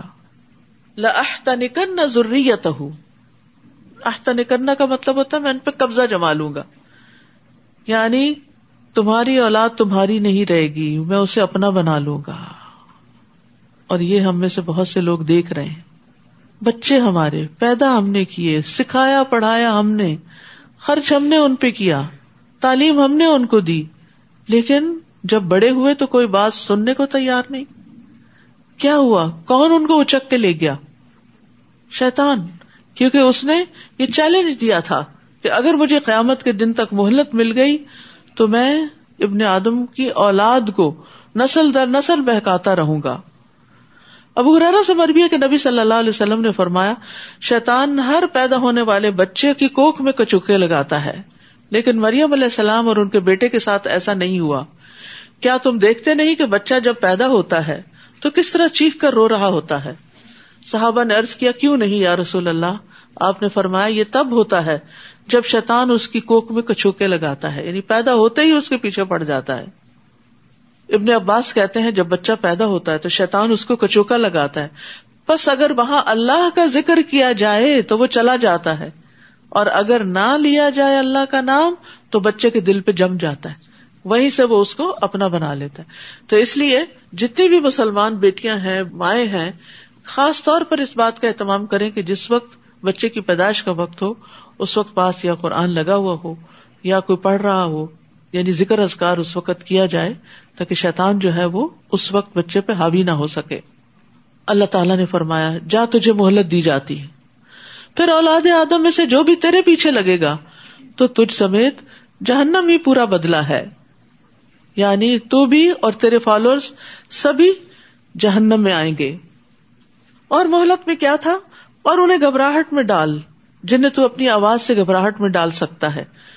اور اس میں مفسرین نے کہا ہے کہ شیطان کی جو صوت ہے وہ بانسری، باجے اور میوزک کی چیزیں ہیں، یہ سب شیطانی آوازیں ہیں کہ جس کے ذریعے وہ بندوں کو پھسلاتا ہے. اپنے سوار اور پیادے ان پہ چڑھا لا، مال اور اولاد میں ان کا شریک بن. یعنی تجھے کھلی چھٹی ہے، جس طرح تو چاہے کام کر. انڈیویجولی انہیں بہکا سکتا ہے تو انڈیویجولی بہکا لے، کیونکہ جتنے انسان اس کی قدرت سے باہر نکلتے ہیں ان پر اتنی زیادہ وہ محنت کرتا ہے. اور ان سے وعدے کر، اور شیطان جو بھی وعدہ کرتا ہے وہ بس دھوکے کا ہی ہوتا ہے. ان عبادی لیس لک علیہم سلطان وکفی بربک وکیلا، جو میرے بندے ہیں ان پر تیرا قطعاً بس نہیں چلے گا. میرے بندوں پر تیرا بس نہیں چلے گا، چاہے تو ان پر کتنی بھی محنت کرے. اور اے نبی، آپ کے لیے آپ کے رب کا کارساز ہونا کافی ہے.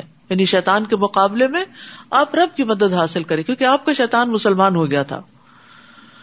تمہارا رب وہی ہے جو تمہارے لیے سمندر میں کشتی کو چلاتا ہے تاکہ تم اس کا فضل تلاش کرو. یعنی رب کی پہچان نہیں ہے، دیکھو تمہاری کشتی کون چلاتا ہے. جس نے کشتی کو چلنے کی طاقت دے رکھی ہے وہی تمہارا رب ہے. یقیناً وہ تم پر بڑا رحم کرنے والا ہے. اور جب سمندر میں تمہیں کوئی مصیبت آتی ہے تو اللہ کے سوا جس کو تم پکارا کرتے ہو وہ تمہیں بھول جاتے ہیں. پھر جب وہ تمہیں نجات دے کر خشکی کی طرف لے آتا ہے تو تم اس سے منہ پھیر لیتے ہو، اور انسان تو ہے ہی ناشکرا. کیا تم اس بات سے بے خوف ہو گئے کہ وہ تمہیں خشکی پر ہی زمین میں دھنسا دے، یا تم پر ایسی آندھی بھیج دے جس میں پتھر ہوں، پھر تمہیں اپنے لیے کوئی کارساز نہ ملے. یاد رکھیے، خطرناک راستوں کو عبور کر لینا، سمندر کا سفر پار کر لینا، جنگل سلامتی سے عبور کر لینا، یہ ایک عظیم نعمت ہے جس کو عام طور پر انسان بھول جاتا ہے. اور اسی طرح اللہ سبحانہ وتعالیٰ جس طرح سمندر کی لہروں سے انسان کو بچا کر اس کے جہازوں کو پار لگاتا ہے، یا اڑتے جہازوں کو جس طرح وہ صحیح سلامت اپنی منزل تک پہنچاتا ہے، تو ان تمام مواقع پر انسان کو اللہ کا شکر ادا کرنا چاہیے. یا اس بات سے بے خوف ہو کہ وہ دوبارہ تمہیں سمندر میں لوٹا دے، پھر تم پر سخت آندھی بھیج دے جو تمہارے کفر کی پاداش میں تمہیں غرق کر دے، پھر تمہیں ہمارے خلاف کوئی پیچھا کرنے والا بھی نہ ملے. یعنی ہوتا یہ ہے کہ انسان مشکل وقت میں اللہ کو پکارتا ہے، جب مشکل چلی جاتی ہے تو بھول جاتا ہے. تو اللہ تعالیٰ اس کو یاد دلا رہے ہیں کہ کیا پھر تم مشکل میں نہیں پھنس سکتے؟ تو آئندہ کے لیے یاد رکھو کہ پھر بھی تمہیں اپنے ربی کے پاس جانا ہے، تو اس سے اپنا تعلق درست رکھو. وَلَقَدْ كَرَّمْنَا بَنِي آدَمَ وَحَمَلْنَاهُمْ فِي الْبَرِّ وَالْبَحْرِ وَرَزَقْنَاهُمْ مِنَ الطَّيِّبَاتِ وَفَضَّلْنَاهُمْ عَلَى كَثِيرٍ مِّمَّنْ خَلَقْنَا تَفْضِيلًا. بلا شبہ ہم نے بنی آدم کو بزرگی عطا کی. یعنی اس میں تمام انسان شامل ہیں کہ ان کو باقی ساری مخلوقات پر فوقیت ہے. خلق لکم ما فی الارض جمیعا، تمہارے لیے ہے زمین میں جو کچھ ہے سارے کا سارا. اور بر و بحر میں انہیں سواری مہیا کی، کھانے کو پاکیزہ چیزیں دی، اور جو کچھ ہم نے پیدا کیا ان میں سے کثیر مخلوق پر نمایاں فوقیت دی. جس دن ہم ہر گروہ کو اس کے پیشوا کے ساتھ بلائیں گے، پھر جس کو اس کا نامہ اعمال دائیں ہاتھ میں دیا گیا تو ایسے لوگ اپنا نامہ اعمال پڑھیں گے اور ان پر ذرہ برابر بھی ظلم نہ کیا جائے گا. یعنی قیامت کے دن جس کو نامہ اعمال دائیں ہاتھ میں مل گیا وہ بڑا ہی خوش قسمت ہے، وہ عذاب سے بچ گیا. اور یہاں فتیل کا لفظ ہے جو کھجور کی گٹلی کے پھٹے ہوئے حصے میں ایک چھوٹی سی چیز ہوتی ہے، دھاگے کی سی. یعنی اتنا کم درجے کا بھی ظلم نہیں ہوگا، انسان کو ذرے برابر بھی نیکی دکھا دی جائے گی اور اس کا اجر بھی ملے گا. آج ہم چھوٹی چھوٹی نیکیوں کو چھوٹا سمجھ کے چھوڑ دیتے ہیں، جبکہ کل ان سب کا بھی وزن ہوگا. اور بعض اوقات ہم چھوٹی نیکی دکھاوے کے لیے نہیں کرتے کیونکہ اس پر ہمیں کوئی تعریف نہیں ملنی ہوتی، تو ہم اس کی پرواہ بھی نہیں کرتے، اور کچھ پتا نہیں کہ کل چھوٹی نیکی ہی فائدہ دے جائے، وہی کام آ جائے. وَمَنْ كَانَ فِي هَذِهِ أَعْمَى فَهُوَ فِي الْآخِرَةِ أَعْمَى وَأَضَلُّ سَبِيلًا. اور جو اس دنیا میں اندھا بنا رہا وہ آخرت میں بھی اندھا ہی رہے گا. یہ نہیں کہ فزیکلی اس کی آنکھیں نہیں تھی، بلکہ حق سے اندھا بنا رہا، ہدایت سے اندھا بنا رہا، تو قیامت کے دن بھی اس کو کچھ سجھائی نہیں دے گا، بلکہ راہ پانے کے لحاظ سے اندھے سے بھی زیادہ بھٹکا ہوا. ہم نے آپ کی طرف جو وحی کی ہے، قریب تھا کہ یہ کافر آپ کو اس سے بہکا دیتے تاکہ آپ نازل شدہ وحی کے علاوہ کچھ ہم پر افترا کریں، کچھ اور گڑھ لیں، اور اس صورت میں وہ تمہیں اپنا دوست بھی بنا لیتے. اور اگر ہم آپ کو ثابت قدم نہ رکھتے تو قریب تھا کہ آپ ان کی طرف تھوڑا بہت جھک جاتے. تو یاد رکھیے ایمان میں ثابت قدمی اللہ کی طرف سے ملتی ہے. ابن قیم کہتے ہیں بندہ پلک جھپکنے کی دیر میں بھی اللہ سے بے نیاز نہیں ہو سکتا, کیونکہ وہی تو اسے ثابت قدم رکھتا ہے. یعنی اگر اللہ ثابت قدم نہ رکھے تو زمین و آسمان بھی اپنی جگہ پر قائم نہ رہے اور انسان کا ایمان بھی قائم نہ رہے. اسی لیے ربنا لا تزغ قلوبنا بعد اذ ہدیتنا کی دعا کی جاتی ہے, اور یہ دعا بھی بڑی زبردست ہے. اللہم رحمتک ارجو فلا تکلنی الی نفسی طرفۃ عین واصلح لی شانی کلہ لا الہ الا انت, کہ اللہ ایک لمحے کے لیے بھی مجھے میرے نفس کے حوالے نہ کرنا, ایک لمحے کے لیے بھی, کیونکہ وہی لمحہ ہو سکتا ہے کہ شیطان اچک کے لے جائے. اس صورت میں ہم آپ کو زندگی میں بھی دگنی سزا دیتے اور مرنے کے بعد بھی, پھر ہمارے مقابلے میں آپ کوئی بھی مددگار نہ پاتے. قریب تھا کہ یہ لوگ آپ کو اس سرزمین مکہ سے دل برداشتہ کریں تاکہ آپ کو یہاں سے نکال دیں, اور ایسی صورت میں آپ کے بعد یہ لوگ بھی یہاں زیادہ دیر نہ ٹھہر سکیں گے. تو یاد رکھیے دوسروں کو در بدر کرنے والا خود بھی کہیں زیادہ دیر نہیں ٹکا کرتا. دوسروں کا برا چاہنے والا دراصل اپنا برا چاہ رہا ہوتا ہے. ہم نے آپ سے پہلے جو رسول بھیجے ان میں ہمارا یہی دستور رہا ہے, اور ہمارے اس قانون میں آپ تفاوت نہیں پائیں گے. اقم الصلاۃ لدلوک الشمس الی غسق اللیل وقرآن الفجر ان قرآن الفجر کان مشہودا. آپ زوال آفتاب سے لے کر رات کے اندھیرے تک نماز قائم کیجیے, اور فجر کے وقت قرآن پڑھنے کا التزام کیجیے, کیونکہ فجر کے وقت قرآن پڑھنا مشہود ہوتا ہے. مشہود ہونے کا مطلب کیا ہے کہ اس وقت فرشتے حاضر ہوتے ہیں. یہاں قرآن الفجر سے مراد فجر کی نماز ہے جس میں طویل قرات کی جاتی. یہ تو آپ کو معلوم ہوگا کہ سارے دن کی نمازوں کے مقابلے میں فجر کی اگرچہ رکعتیں 2 ہیں لیکن ان میں تلاوت لمبی کرنی چاہیے. امام تو کرتے ہی ہیں, لیکن آپ سب بھی اپنے دن میں جتنی صورتیں نماز میں پڑھتے ہیں ان کے مقابلے میں فجر کی نماز میں زیادہ لمبی صورت پڑھیں. لیکن بہت سے لوگ جن کو پھر نیند آتی ہے تو وہ چھوٹی سی صورت پڑھ کے بس سونے کی کرتے ہیں کہ پھر اٹھ کے کام پہ جانا ہے. لیکن جب ویکینڈ ہو کم از کم اس وقت اہتمام کریں. جمعے کے دن تو آپ صلی اللہ علیہ وسلم پہلی رکعت میں الف لام میم السجدہ اور دوسری رکعت میں سورۃ الدہر پڑھا کرتے تھے. ہم نے آپ سے پہلے جو رسول بھی بھیجے ہیں ان میں ہمارا یہی دستور رہا ہے, اور ہمارے اس قانون میں آپ تفاوت نہیں پائیں گے. تو یاد رکھیے کہ فجر کے وقت فرشتوں کی حاضری ہوتی ہے. نبی صلی اللہ علیہ وسلم نے فرمایا رات کے فرشتے اور دن کے فرشتے فجر کی نماز میں جمع ہوتے ہیں. اور ابو ہریرہ نے کہا اگر تم چاہو تو یہ آیت پڑھ لو, یعنی اسی آیت کو پڑھ کے بتایا. اس کے علاوہ بھی قرآن کی تلاوت کرنے کا بہترین وقت جو ہے وہ دن کا آغاز ہے, یعنی فجر کے بعد ہے. اس وقت پڑھنے کی ہیبٹ بنانی چاہیے, چاہے تھوڑا سا ہی انسان کیوں نہ پڑھے, یا پھر اگر نماز میں لمبا پڑ چکا ہے تو بھی انشاءاللہ وہ اس کے قائم مقام ہو جائے گا. اور رات کو آپ تہجد کی نماز ادا کیجیے. یہ آپ کے لیے زائد نماز ہے, یعنی نبی صلی اللہ علیہ وسلم کے لیے فرض تھی, امت کے لیے نفل ہے. عین ممکن ہے آپ کا رب آپ کو مقام محمود پر فائز کرے. تو مقام محمود کیا ہے؟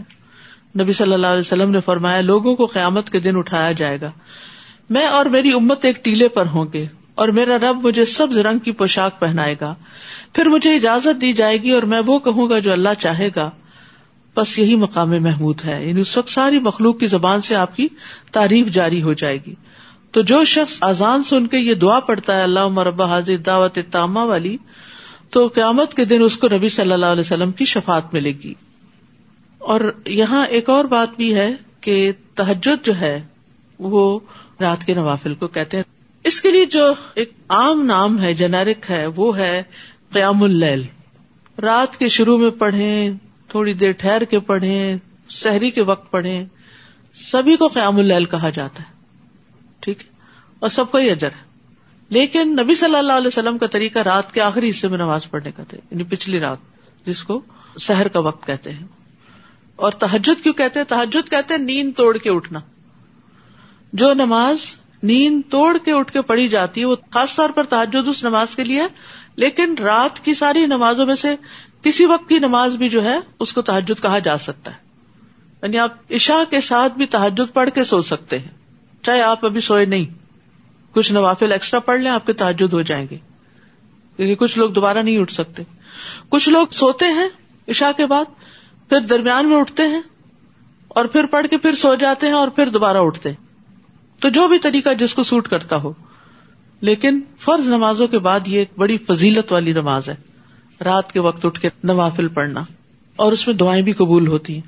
اب بہت سے لوگ سوال کرتے تراویح فرض ہے، تراویح سنت موقدہ ہے، تراویح کیا ہے؟ بھئی نفل نماز ہے، پڑھو گے تو بہت بڑا اجر ہے.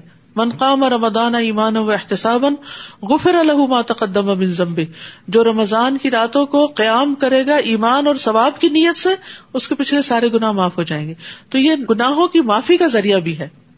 وقل رب ادخلنی مدخل صدق واخرجنی مخرج صدق واجعل لی من لدنک سلطانا نصیرا.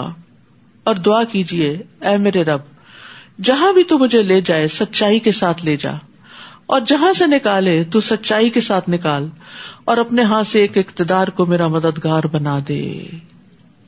وقل جاء الحق وزهق الباطل ان الباطل كان زهوقا. اور کہہ دیجئے کہ حق آ گیا اور باطل چلا گیا، بے شک باطل جانے والا ہی ہے. وَنُنَزِّلُ مِنَ الْقُرْآنِ مَا هُوَ شِفَاءٌ وَرَحْمَةٌ لِّلْمُؤْمِنِينَ وَلَا يَزِيدُ الظَّالِمِينَ إِلَّا خَسَارًا. اور قرآن میں ہم جو کچھ نازل کرتے ہیں وہ مومنوں کے لیے تو شفا اور رحمت ہے، مگر ظالموں کے خسارے ہی میں اضافہ کرتا ہے. اللہ اکبر. جو ایمان رکھتے ہیں قرآن ان کے حق میں شفا ہے، اور ہر طرح کی بیماریوں سے شفا ہے، اور رحمت کا باعث بھی ہے. یعنی قرآن سے برکتیں اور رحمتیں آتی ہیں ان کی زندگی میں. لیکن جو ظالم ہیں، جو اس پر ایمان نہیں رکھتے یا ایمان رکھ کر پھر اس کے اندر سے نقص نکالتے ہیں، ان کے لیے پھر یہ نقصان میں ہی اضافہ کرتا ہے. ان کو قرآن سے ہدایت نہیں ملتی بلکہ وہ اور زیادہ دور چلے جاتے ہیں ہدایت سے. مجاہد اور قتادہ کہتے ہیں جو بھی اس قرآن کے ساتھ مجلس اختیار کرتا ہے، اکیلے یا سب کے ساتھ مل کے، جیسے ہم یہاں بیٹھے ہوئے ہیں، تو جب وہ اٹھ کر جاتا ہے یا تو وہ اضافے کے ساتھ اٹھتا ہے یا کمی کے ساتھ اٹھتا ہے. یعنی آ کر کچھ لے کے جاتا ہے یا پھر پہلا بھی گنوا کے جاتا ہے. یہ اللہ کا وہ فیصلہ ہے جو اس نے کیا کہ یہ ایمان والوں کے لیے سراسر شفا اور رحمت ہے، اور وہ ظالموں کو خسارے کے سوا کسی چیز میں زیادہ نہیں کرتا. اور یہ جہاں تک شفا کی بات ہے تو اللہ کی کتاب سے علاج کرنے میں کوئی حرج نہیں. خاص طور پر سورۃ الفاتحہ کو لازم پکڑ لیں جب بیمار ہو، اور عام طور پر بھی اپنے اوپر سورۃ فاتحہ پڑھ کے دم کر سکتے ہیں، بچوں پہ کر سکتے ہیں. حضرت عائشہ سے مروی ہے کہ رسول اللہ صلی اللہ علیہ وسلم ایک مرتبہ ان کے پاس تشریف لائے تو دیکھا ایک عورت عائشہ رضی اللہ تعالیٰ کا علاج کر رہی ہے یا ان کو دم کر رہی ہے. آپ نے اس سے فرمایا کتاب اللہ کے ساتھ اس کا علاج کرو. پہلے بھی آپ کو بتایا گیا تھا آیات شفا کا، اور پھر نبی صلی اللہ علیہ وسلم نے شفا کے لیے جو مسنون اذکار ہمیں بتایا وہ سب ایک کتاب میں اور پمفلٹ اور کارڈ میں جمع کر دیے گئے ہیں. تو جب بھی کوئی بیمار ہو تو دوا لیں، اچھی تیمارداری کریں مریض کی، لیکن اس میں سب سے بہترین تیمارداری کیا ہے کہ آپ اس پر قرآن پڑھ کر دم کریں. اور اسی طرح یہاں یہ کہا گیا کہ ظالموں کے خسارے میں اضافہ کرتا ہے، تو ہمیں اپنے آپ کو ظلم سے بچانا چاہیے. ظلم کرنے والے قرآن سے فائدہ نہیں اٹھا سکتے. ظلم کیا ہے؟ کسی کو اس کے حق سے محروم کر دینا، چاہے ایک ماں جو بچے کو دودھ نہ پلا کے اس کے حق سے محروم کرتی ہے، یا کسی سے کوئی کام لے کر اس کو پوری اجرت نہ دینا جو اس سے طے کی گئی ہو. یا اسی طرح کی اور بھی گھریلو زندگی میں آپ مثالیں دیکھ سکتے ہیں کہ جیسے شوہر کا حق نہ دینا، شوہر کا بیوی کو حق نہ دینا، بچوں کو اگنور کر دینا، ان کی ضروریات پوری نہ کرنا، ان کی صحیح تربیت نہ کرنا، ان کے اندر ایمان نہ پیدا کرنا. تو ظلم کی کئی قسمیں ہیں. کل بھی میں نے 3 قسمیں بتائی تھی، اللہ اور بندے کے بیچ میں، بندوں اور بندوں کے بیچ میں، اور اللہ کے بارے میں، یعنی جیسے شرک. تو جو ظالم ہوتے ہیں یعنی توبہ نہیں کرتے، دوسروں پر زیادتی کرتے ہیں، قرآن ان کو فائدہ نہیں دیتا. اور جب ہم انسان پر انعام کرتے ہیں تو وہ منہ پھیرتا ہے اور اپنا پہلو موڑ لیتا ہے. نعمتیں جب ملتی ہیں تو بے وفائی کرتا ہے، اور جب اسے کوئی مصیبت پڑتی ہے تو مایوس ہو کے رہ جاتا ہے. لیکن مومن کیا کرتا ہے؟ نعمت ملتی ہے تو شکر کرتا ہے، مصیبت آتی ہے تو صبر کرتا ہے. قل کل یعمل علی شاکلتہ فربکم اعلم بمن هو اہدی سبیلا. آپ ان سے کہیے ہر کوئی اپنی طبیعت یا سوچ کے مطابق عمل کرتا ہے، لہذا تمہارا رب ہی خوب جانتا ہے کہ کون زیادہ سیدھی راہ چل رہا ہے۔ وَيَسْأَلُونَكَ عَنِ الرُّوحِ، لوگ آپ سے روح کے بارے میں پوچھتے ہیں کہ یہ ہمارے اندر کہاں سے آ گئی۔ آپ ان سے کہیے روح میرے رب کا حکم ہے، اور تمہیں علم میں سے بہت تھوڑا دیا گیا، تم یہ ساری باتیں سمجھ ہی نہیں سکتے۔ اب دیکھیے کہ سرٹن چیزوں کو سمجھنے کے لیے ایک سرٹن لیول کا علم ہونا ضروری ہے۔ مثال کے طور پر کسی مریض کے مرض کو پہچاننے کے لیے ڈاکٹر بننا ضروری ہے۔ ایک سرٹن لیول کا آپ کے پاس علم نہ ہو تو آپ اس بیماری کو نہیں سمجھ سکتے، صحیح طور پر ڈائگنوز نہیں کر سکتے، صحیح تشخیص نہیں کر سکتے۔ تو اسی طرح روح کے مسئلے کو سمجھنے کے لیے آپ کے پاس ایک سرٹن لیول کا علم ہونا چاہیے۔ وہ ہے ہی نہیں، وہ دنیا میں نہیں ہے، تو کہاں سے حاصل کرو گے اور کہاں سے روح کو سمجھو گے؟ تو اس لیے فی الحال دنیا میں یہ بس اتنا ہی جان لو کہ یہ رب کے امر سے آتی ہے تمہارے اندر، اور جب رب کا امر آتا ہے تو چلی بھی جاتی ہے۔ نہ ہم اس کے آنے پہ کوئی کنٹرول رکھتے کہ ہم نے نہیں آنے دینا، اور نہ اس کے جانے پر۔ یہ آزاد پنچھی ہے، اللہ کے حکم سے ہی ہے، آتی ہے تو زندگی لاتی ہے اور جاتی ہے تو زندگی بجھ جاتی ہے۔ اور جو کچھ ہم نے آپ کی طرف وحی کی، اگر ہم چاہیں تو اسے لے جائیں، پھر ہمارے مقابلے میں آپ کو کوئی ایسا مددگار نہ ملے جو اسے واپس لا سکے، الا یہ کہ آپ کا رب ہی مہربانی فرما دے، کیونکہ آپ پر اس کا بہت بڑا فضل ہے۔ آپ ان سے کہیے کہ اگر تمام انسان اور جن سب مل کر قرآن جیسی کوئی چیز بنا لائیں تو نہ لا سکیں گے، خواہ وہ سب ایک دوسرے کے مددگار ہی کیوں نہ ہو۔ میں نے جیسے پہلے عرض کیا تھا نا کہ سورۃ بنی اسرائیل جو ہے اس میں قرآن کا ذکر بہت آتا ہے۔ نبی صلی اللہ علیہ وسلم رات کو اسے سونے سے پہلے پڑھا کرتے تھے، اور آپ فرماتے تھے کہ یہ میرے قدیم مال میں سے، یعنی ابتدائی دور کی صورتوں میں سے ہے۔ تو ابتدائی دور کی صورتوں میں عموماً توحید کے دلائل دیے جاتے ہیں، قرآن کی اوتھینٹسٹی کو ثابت کیا جاتا ہے۔ ہم نے اس قرآن میں لوگوں کو ہر طرح کی مثال کو مختلف طریقے سے بیان کیا ہے، مگر اکثر لوگوں نے اسے تسلیم نہ کیا، بس کفر ہی کرتے گئے۔ یعنی اللہ تعالیٰ نے سمجھانے میں کوئی کسر نہیں چھوڑی، لیکن کچھ لوگ جو ظالم ہوتے ہیں ان کو سمجھ نہیں آتی، اور کہنے لگے ہم اس وقت تک آپ پر ایمان نہ لائیں گے جب تک آپ ہمارے لیے زمین سے چشمہ نہ جاری کر دیں، یا آپ کا کھجوروں اور انگوروں کا باغ ہو تو آپ اس میں جا بجا نہریں بہا دیں، یا آپ آسمان کو ٹکڑے ٹکڑے کر کے ہم پر گرا دیں جیسے آپ کا دعویٰ ہے، یا اللہ اور فرشتوں کو سامنے لے آئیں، یا آپ کے لیے سونے کا کوئی گھر ہو، یا آپ آسمان میں چڑھ جائیں اور ہم آپ کے چڑھنے کو بھی نہ مانیں گے، لا حول ولا قوت الا باللہ، حتیٰ کہ آپ ہم پر کتاب نازل کریں جس کو ہم پڑھ لیں۔ آپ ان سے کہیے پاک ہے میرا رب، میں تو محض ایک انسان ہوں پیغام پہنچانے والا۔ بات ہی ختم، جھگڑے ختم۔ بعض اوقات ایسا ہوتا ہے زندگی میں کہ کوئی شخص آپ سے بے پناہ حجتیں کرتا ہے، یہ بھی غلط ہے، یہ کیوں ہے، یہ کیوں ہے، یہ کیوں ہے، تو آپ اس کے جواب میں ایک بات سے اپنی بات ختم کر سکتے۔ ضروری نہیں ہوتا کہ ہر وقت دوسروں کو بہت لمبے چوڑے دلائل سے سمجھایا جائے۔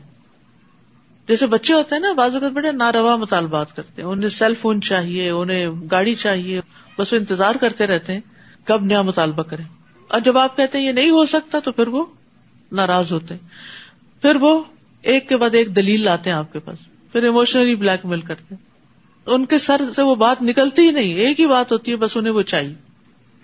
تو ایسے میں جو چیز تو درست ہے بہت زیادہ بیچاروں کو منتیں ترلے ہی نہ کرنے دیں، جو چیز ضرورت ہے خود ہی لے دیں، لیکن جو ضرورت کی نہیں اور نہیں لے کے دینی، جب ایک دفعہ اگر آپ نے نہ کر دی تو پھر یہ نہیں 2-4 دفعہ ستائیں تو پھر آپ نے اچھا یہ لو نہیں۔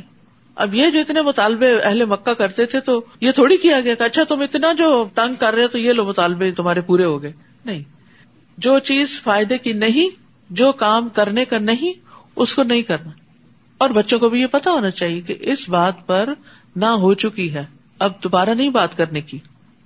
اصل میں کیوں نہیں مانے گئے مطالبے؟ کیونکہ اگر یہ مان لیا جاتا نا تو تھوڑے دن کے بعد ایک نیا سیٹ آف مطالبات آ جاتا اور پھر اور آ جاتا۔ تو کیا نبی صلی اللہ علیہ وسلم کا کام یہی تھا کہ وہ لوگوں کو کرشمے دکھاتے رہے اور ان کو مسحور کرتے رہے اور ان کو چمبے میں ڈالتے رہے، اچھا یہ ہے وہ ہے، حیران کن چیزیں بتاتے رہے اور ہدایت کا کام نہ کرے، تعلیم نہ دے؟ تو اس لیے جہاں بھی کوئی آپ کو بہت زج کرے اور بہت لمبی چوڑی باتیں کرے، وہاں مختصر بات کرنا سیکھیے۔ کیا کہا؟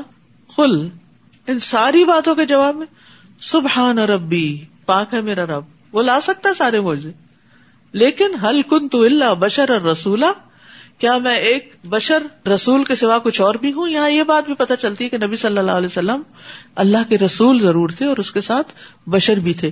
یہ جو ہم نے ایک جھگڑا کھڑا کر رکھا ہے نا کہ آپ نور سے پیدا ہوئے اور آپ انسان نہیں تھے اور آپ کا سایہ نہیں تھا، یہ ریلیونٹ باتیں ہیں.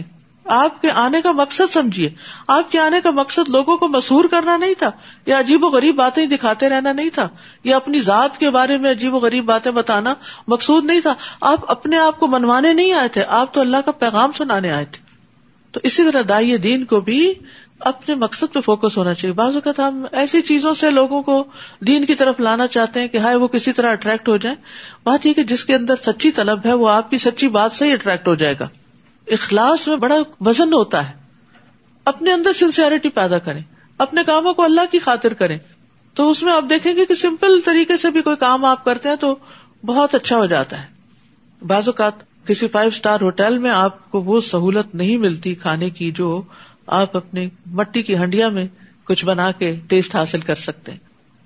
تو بہت سی سمپل چیزیں، بیسک چیزیں ایسی ہوتی ہیں کہ جو بہت بہترین ہوتی ہیں. یہ صرف دھوکا ہوتا ہے نظر کا کہ چکا چوند والی چیزوں کی طرف انسان زیادہ اور راغب ہو جاتا ہے اور متاثر ہو جاتا ہے ان سے.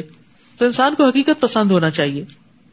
لوگوں کے پاس ہدایت آ جانے کے بعد انہیں ایمان لانے سے صرف یہ بات روکتی ہے جو وہ کہتے ہیں کیا اللہ نے انسان کو رسول بنا کے بھیجا؟ آپ ان سے کہیے اگر زمین میں فرشتے اطمینان سے چل پھر رہے ہوتے تو ہم آسمان سے ان کے لیے کوئی فرشتہ ہی رسول بنا کے بھیجتے. جب تم انسان ہو تو تمہارے لیے ایک رول ماڈل انسان کی شکل میں ہی آنا چاہیے. کیونکہ مقصد پہ غور کرو، مقصد پہ نظر رکھو کہ رسول کے آنے کا مقصد کیا ہے. آپ ان سے کہیے میرے اور تمہارے درمیان بس اللہ کی گواہی کافی ہے، وہ یقیناً اپنے بندوں سے باخبر ہے اور سب کچھ دیکھ رہا ہے. جسے اللہ ہدایت دے دے وہی ہدایت پا سکتا ہے اور جسے وہ گمراہ کر دے تو ایسے لوگوں کے لیے اللہ کے سوا آپ کوئی مددگار نہ پائیں گے. اور قیامت کے دن ہم انہیں اوندھے منہ، اندھے، گونگے اور بہرے بنا کے اٹھائیں گے. ان کا ٹھکانہ جہنم ہے، جب بھی اس کی آگ بجھنے لگے گی ہم اسے ان پر اور بھڑکا دیں گے. استغفر اللہ. حسن کہتے ہیں کہ میدان حشر کی طرف جانے سے لے کر آگ میں داخل ہونے تک وہ اندھے، گونگے اور بہرے ہوں گے. جہنم میں جا کے سب کچھ اب انہیں نظر آ رہا ہوگا. ذالک جزاؤہم بانہم کفروا بآیاتنا. یہ آفت، یہ مصیبت ان پہ کیوں آئے گی؟ یہ ان کا بدلہ ہے کیونکہ انہوں نے ہماری آیات کا انکار کیا اور کہا جب ہم ہڈیاں اور ریزہ ریزہ ہو جائیں گے تو کیا از سر نو پیدا کر کے اٹھائے جائیں گے. یعنی آخرت کو نہیں مانا تھا. کیا انہوں نے دیکھا نہیں کہ وہ اللہ جس نے آسمانوں اور زمین کو پیدا کیا وہ اس بات پر قادر ہے کہ ان جیسے پھر پیدا کر دے؟ اس نے ان کے لیے ایک مدت مقرر کر رکھی ہے جس میں کوئی شک نہیں، مگر ظالم اسے ماننے والے نہیں، بس کفر ہی کرتے جاتے ہیں. آپ ان سے کہہ دیجئے اگر میرے رب کی رحمت کے خزانوں کے مالک تم ہوتے تو ان کے خرچ ہو جانے کے اندیشے سے سب کچھ اپنے ہی پاس رہنے دیتے. واقعی انسان بہت تنگ دل ہے. وَكَانَ الْإِنسَانُ قَتُورًا. قطورا کا مطلب ہوتا ہے کنجوس اور مال کو خرچ کرنے سے روکنے والا، مال خرچ نہ کرے. اور ہم نے موسیٰ کو 9 نشانیاں عطا کی تھیں. تو بنی اسرائیل سے پوچھ لیجئے کہ جب موسیٰ ان کے پاس آئے تو فرعون نے ان سے کہا موسیٰ میں تو یہ سمجھتا ہوں کہ تجھ پر جادو کر دیا گیا ہے. موسیٰ نے جواب دیا تو خوب جانتا ہے کہ ان بصیرت افروز نشانیوں کو اس ہستی نے نازل کیا جو آسمانوں اور زمین کا مالک ہے. اور اے فرعون میں تو یہ سمجھتا ہوں کہ تو ہلاک ہی ہو کر رہے گا. اب فرعون نے یہ چاہا کہ بنی اسرائیل کو اس ملک سے اکھاڑ پھینکے تو ہم نے اسے اور جو اس کے ہمراہ تھے سب کو غرق کر دیا. اور اس کے بعد ہم نے بنی اسرائیل سے کہا کہ اس سرزمین میں آباد ہو جاؤ، پھر جب آخرت کے وعدے کا وقت آئے گا تو ہم تمہیں اکٹھا کر کے لے آئیں گے. یعنی دنیا میں تمہاری نسلیں جہاں کہیں بھی پھیل جائیں قیامت کے دن ہم تمہیں جمع کر لیں گے. وَبِالْحَقِّ أَنزَلْنَاهُ وَبِالْحَقِّ نَزَلَ. ہم نے اس قرآن کو حق کے ساتھ اتارا ہے اور حق کے ساتھ ہی یہ نازل ہوا ہے، اور ہم نے آپ کو محض بشارت دینے والا اور ڈرانے والا بنا کر بھیجا ہے. اور قرآن کو موقع بموقع الگ الگ کر کے نازل کیا ہے. یعنی ایک ہی دفعہ نہیں آیا قرآن بلکہ تھوڑا تھوڑا کر کے آیا تاکہ آپ اسے وقفے وقفے سے لوگوں کو پڑھ کر سنائیں، اور اسے بتدریج تھوڑا تھوڑا کر کے نازل کیا ہے. یعنی قرآن تو ایک لائف ٹائم چیز ہے جس سے انسان فائدہ اٹھائے. ٹھیک ہے، رمضان میں نبی صلی اللہ علیہ وسلم کا طریقہ یہ تھا کہ پورے قرآن کا دور کرتے تھے، یعنی پوری ریویژن ہو جاتی تھی، کیونکہ قرآن نازل ہی اس مہینے میں ہوا ہے. لیکن رمضان گزر جائے تو پھر اتنا نہیں تو تھوڑا تھوڑا تھوڑا تھوڑا انسان اس کے ساتھ اپنا تعلق قائم رکھے تاکہ آب حیات ملتی رہے. آپ ان سے کہیے تم اس پر ایمان لاؤ یا نہ لاؤ، اس سے پہلے جن لوگوں کو علم دیا گیا ہے جب انہیں یہ قرآن پڑھ کر سنایا جاتا ہے، پھر قرآن کی بات ہوئی تو وہ ٹھوڑیوں کے بل سجدے میں گر پڑتے ہیں. یعنی ٹھوڑی کے بل کا مطلب یہ نہیں کہ زمین پہ اپنی ٹھوڑی رکھ دیتے ہیں جیسے پیشانی رکھی جاتی ہے، یعنی ماتھے سے سجدہ کرنے کے بجائے ٹھوڑی پہ کر رہے ہوتے ہیں، نہیں، مطلب یہ ہے کہ وہ جھک جاتے ہیں. تو اب آپ دیکھیے کہ جب آپ جھکتے ہیں تو آپ کی ٹھوڑی کہاں لگتی ہے؟ آپ کے سینے تک آ جاتی ہے. اور پکار اٹھتے ہیں پاک ہے ہمارا رب، یقیناً ہمارے رب کا وعدہ تو پورا ہو کر ہی رہنا ہے. اور وہ ٹھوڑیوں کے بل روتے ہوئے گر پڑتے ہیں، اور یہ قرآن ان کے خشوع کو اور بڑھا دیتا ہے. جو بھی علم رکھتا ہے اس پر لازم ہے کہ وہ اس مقام تک پہنچے ہی کہ قرآن سنتے ہوئے اس میں خشوع و خضوع اور عاجزی ہو. ہر قرآن پڑھنے سننے والے کے اندر یہ عاجزی آنی ضروری ہے کہ وہ پڑھتے پڑھتے پکار اٹھے رب کو، رو پڑے. یعنی قرآن ہمارے جذبات کی تسکین بھی کرتا ہے. مسند دارمی میں ابو محمد تیمی روایت کرتے ہیں، جسے ایسا علم دیا گیا جو اسے رونے پہ مجبور نہیں کرتا، وہ اس لائق ہے کہ اسے علم ہی نہ دیا جاتا. کیونکہ اللہ تعالیٰ نے علماء کی یہ صفت بیان کی ہے، علم والے قرآن پڑھ کے سن کے ان کی آنکھیں بھیگ جاتی ہیں، ان کی آنکھوں میں آنسو آ جاتے ہیں. نجاشی کے بارے میں 7ویں پارے کے شروع میں آپ نے پڑھا تھا، ترى اعینہم تفیض من الدمع مما عرفوا من الحق. نبی صلی اللہ علیہ وسلم نے ایک دفعہ عبداللہ بن مسعود سے کہا کہ تم مجھے قرآن پڑھ کر سناؤ، تو انہوں نے سورۃ النساء کی آیات تلاوت کی. تو جب اس آیت پہ پہنچے فَكَيْفَ إِذَا جِئْنَا مِن كُلِّ أُمَّةٍ بِشَهِيدٍ آخر تک، تو وہ کہتے ہیں میں نے اپنا سر اٹھایا. نبی صلی اللہ علیہ وسلم اس وقت رو رہے تھے، یعنی عبداللہ بن مسعود تو پڑھ رہے تھے، تو کسی آدمی نے ان کو ٹھوکا دیا کہ دیکھو نبی صلی اللہ علیہ وسلم رو رہے ہیں. تو پھر وہ کہتے ہیں کہ میں نے سر اٹھایا تو دیکھا کہ آپ کے آنسو بہ رہے ہیں. تو خود نبی صلی اللہ علیہ وسلم بھی قرآن پڑھ کر سن کر رویا کرتے تھے. تو ہم سب کو بھی اس کی کوشش کرنی چاہیے. اگر رونا نہیں بھی آتا تو رلانا چاہیے، جہنم کی آیتیں پڑھ کے یا کسی بھی طرح کہیں نہ کہیں، کبھی سنتے ہوئے تراویح میں، کبھی دن کو تلاوت کرتے ہوئے، کبھی قرآن کی مجلس میں، کسی نہ کسی جگہ دل نرم ہونے چاہیے. کہ قرآن سے اگر دل نرم نہیں ہوتے تو یہ صرف کوئی انٹلیکچوئل ایکٹیویٹی نہیں ہے. جس سے پہلے میں نے عرض کیا تھا نا، حضرت عمر جو تھے وہ نماز پڑھاتے ہوئے رویا کرتے تھے اور پچھلی صفوں کے لوگ ان کے آہو بکا سن لیتے تھے. آپ ان سے کہہ دیجئے اللہ کہہ کے پکارو یا رحمان کہہ کر، جو نام بھی تم پکارو گے اس کے سبھی نام اچھے ہیں. اور آپ اپنی نماز نہ زیادہ بلند آواز سے پڑھیے نہ بالکل پست آواز سے، بلکہ ان کے درمیان اوسط درجے کا لہجہ اختیار کیجیے. وَقُلِ الْحَمْدُ لِلَّهِ الَّذِي لَمْ يَتَّخِذْ وَلَدًا، اور کہہ دیجیے ہر طرح کی تعریف اللہ ہی کے لیے ہے جس نے کسی کو بیٹا نہیں بنایا، نہ بادشاہی میں اس کا کوئی شریک ہے اور نہ ہی ناتوانی کی وجہ سے کوئی اس کا مددگار ہے. وَكَبِّرْهُ تَكْبِيرًا، اور اس کی خوب خوب بڑائی بیان کیجیے. سورۃ الکہف. بسم اللہ الرحمن الرحیم. الحمد للہ الذی انزل علی عبده الکتاب ولم یجعل له عوجا قیما لینذر بأسا شدیدا من لدنہ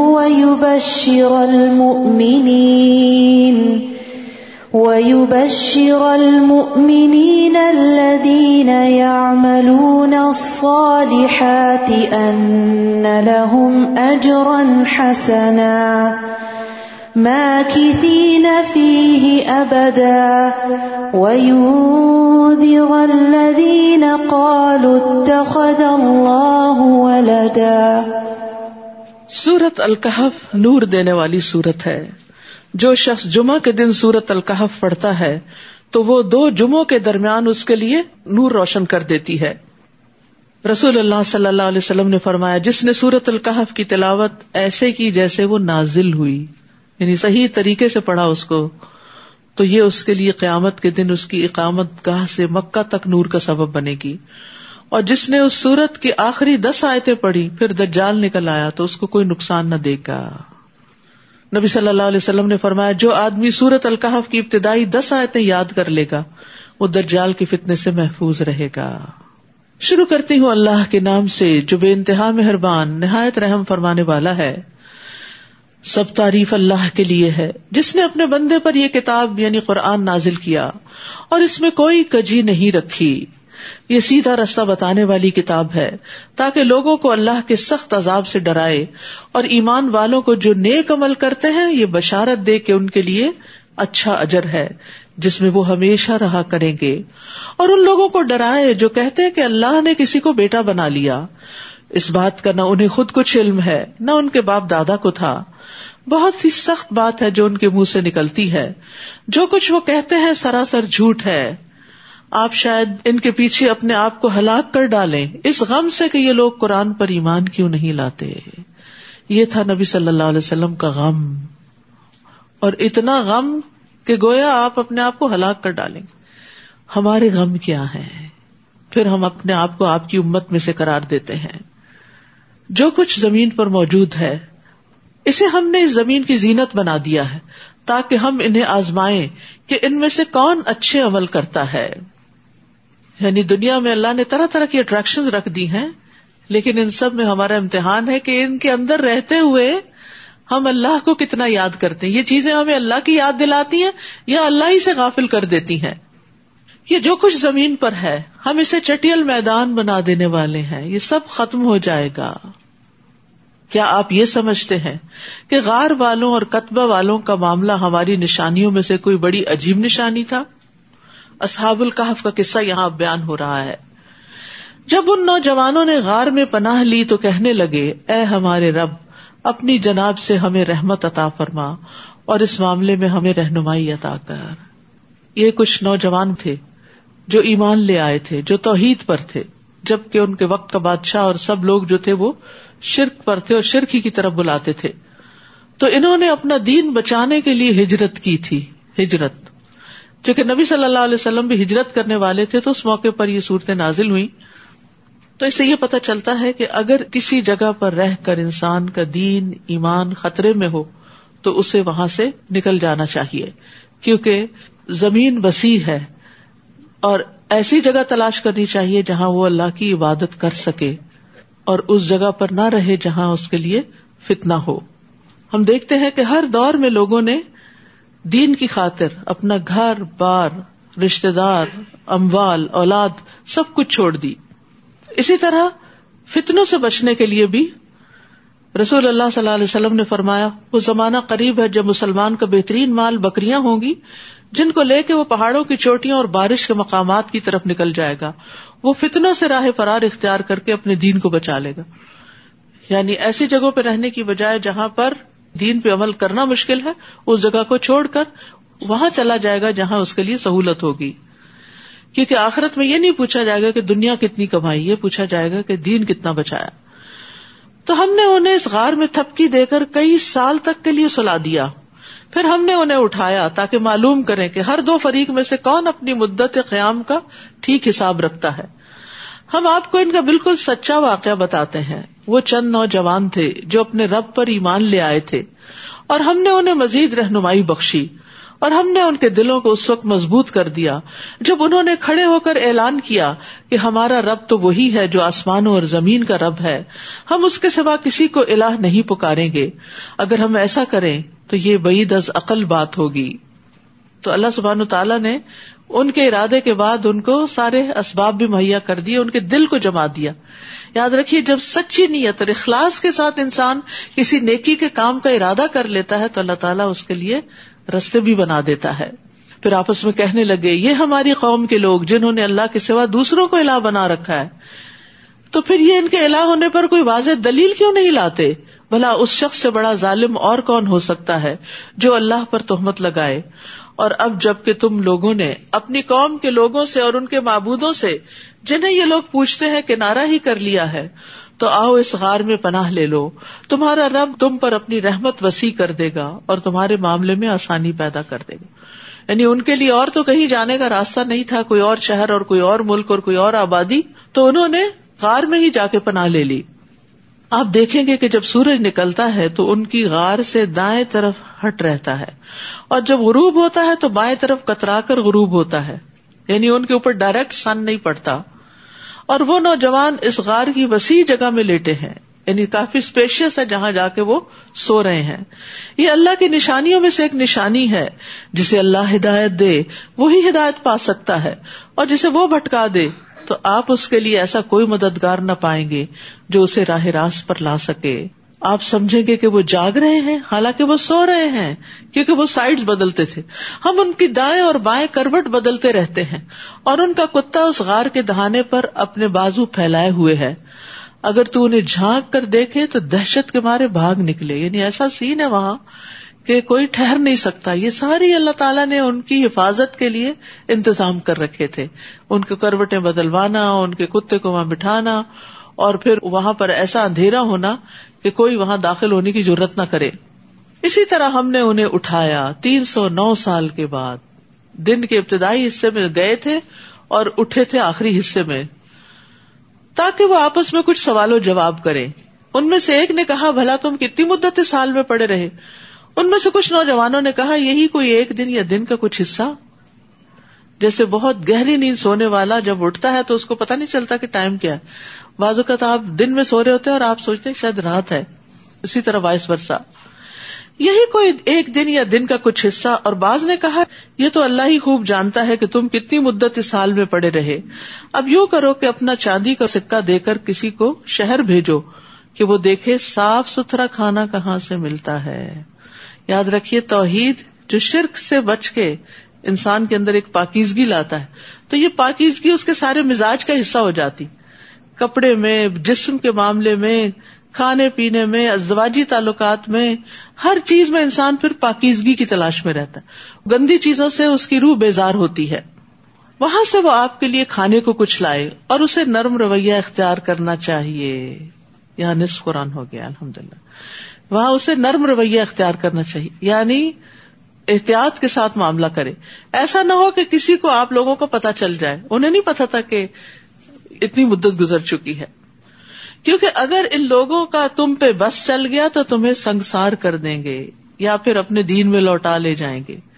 اس صورت میں تم کبھی فلاح نہ پا سکو گے. اس طرح ہم نے لوگوں کو ان نوجوانوں پر مطلع کر دیا تاکہ وہ جان لے کہ اللہ کا وعدہ سچا ہے اور قیامت بپا ہونے میں کوئی شک نہیں. جبکہ وہ آپس میں ان نوجوانوں کے معاملے میں جھگڑا کر رہے تھے، آخر ان میں سے کچھ لوگ کہنے لگے، یہاں ان پر ایک عمارت بنا دو. یعنی بالآخر لوگوں کو پتا چل گیا کہ یہ وہی بچے تھے جو گم گئے تھے اور پھر اب نکل آئے، کیونکہ ان کے پاس اس زمانے کے کوائنز تھے، پیسے تھے، کرنسی تھی، اور اسی طرح کے کچھ اور چیزیں بھی. تو پھر وہ ان کے نزدیک بہت پایس ہو گئے اور کہنے لگے کہ وہ فوت ہو گئے تھے، اب ان کی قبروں پہ مسجدیں بنا دو. ان کا معاملہ ان کا رب ہی خوب جانتا ہے. مگر جو لوگ اس جھگڑے میں غالب رہے انہوں نے کہا، ہم تو ان پہ مسجد بنائیں گے.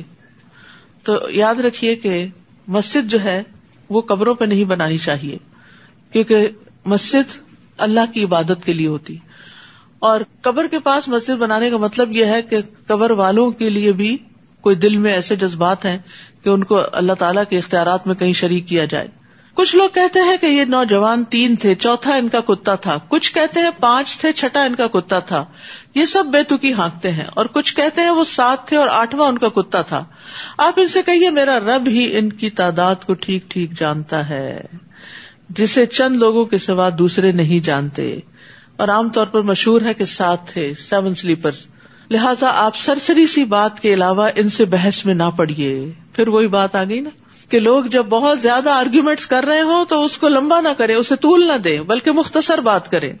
اور ان کے بارے میں کسی سے کچھ پوچھیے نہیں، نیز کسی چیز کے متعلق یہ بھی نہ کہیے کہ میں کل یہ ضرور کر دوں گا.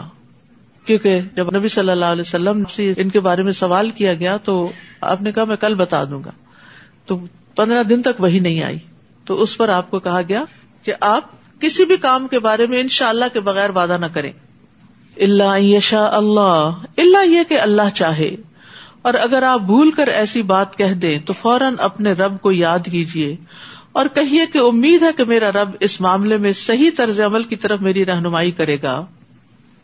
وہ نوجوان اپنے غار میں 300 سال ٹھہرے رہے اور کچھ لوگوں نے 9 سال زیادہ شمار کیے. آپ ان سے کہیے اللہ ہی بہتر جانتا ہے جتنی مدت وہ ٹھہرے رہے، اسی کو آسمانوں اور زمین کی پوشیدہ باتیں معلوم ہیں. وہ کیا ہی خوب دیکھنے والا اور سننے والا ہے. ان چیزوں کا اللہ کے سوا کوئی کارساز اور منتظم نہیں، اور وہ اپنی حکومت میں کسی کو شریک نہیں کرتا. یہ بھی توحید کا حصہ ہے کہ ہر چیز پر اختیار صرف اللہ کا ہے. اے نبی، جو کچھ آپ کی طرف وحی کیا گیا ہے آپ اپنے رب کی کتاب میں سے انہیں وہ پڑھ کر سنا دیجئے. کوئی اس کے ارشادات کو بدل دینے کا مجاز نہیں. اگر کوئی ایسا کرے تو آپ اللہ کے سوا اس کے لیے کوئی جائے پناہ نہ پائیں گے. اور اپنے آپ کو ان لوگوں کے ساتھ مطمئن رکھیے جو صبح و شام اپنے رب کو پکارتے ہیں. نبی صلی اللہ علیہ وسلم کو تلقین کی جا رہی ہے کہ آپ غریب لوگوں کا ساتھ نہ چھوڑیے. کیسی صحبت ہونی چاہیے؟ ان لوگوں کی جو اللہ سے غافل نہ ہو، اللہ کو یاد کرتے رہیں اور وہ اس کی رضا چاہتے ہیں. آپ کی آنکھیں ان سے ہٹنے نہ پائیں، یعنی یہ آپ کی آنکھوں کے تارے ہونے چاہیے کہ دنیاوی زندگی کی زینت چاہنے لگے. یعنی یہ قربانیاں کر کے جو اپنا گھر بار چھوڑ کے یہاں بیٹھے ہیں اصحاب الصفہ، غریب مسلمان، آپ ان سے اپنی نگاہ نہیں پھیریں گے. نہ ہی آپ ایسے شخص کی باتیں مانیے جس کا دل ہم نے اپنے ذکر سے غافل کر دیا ہے.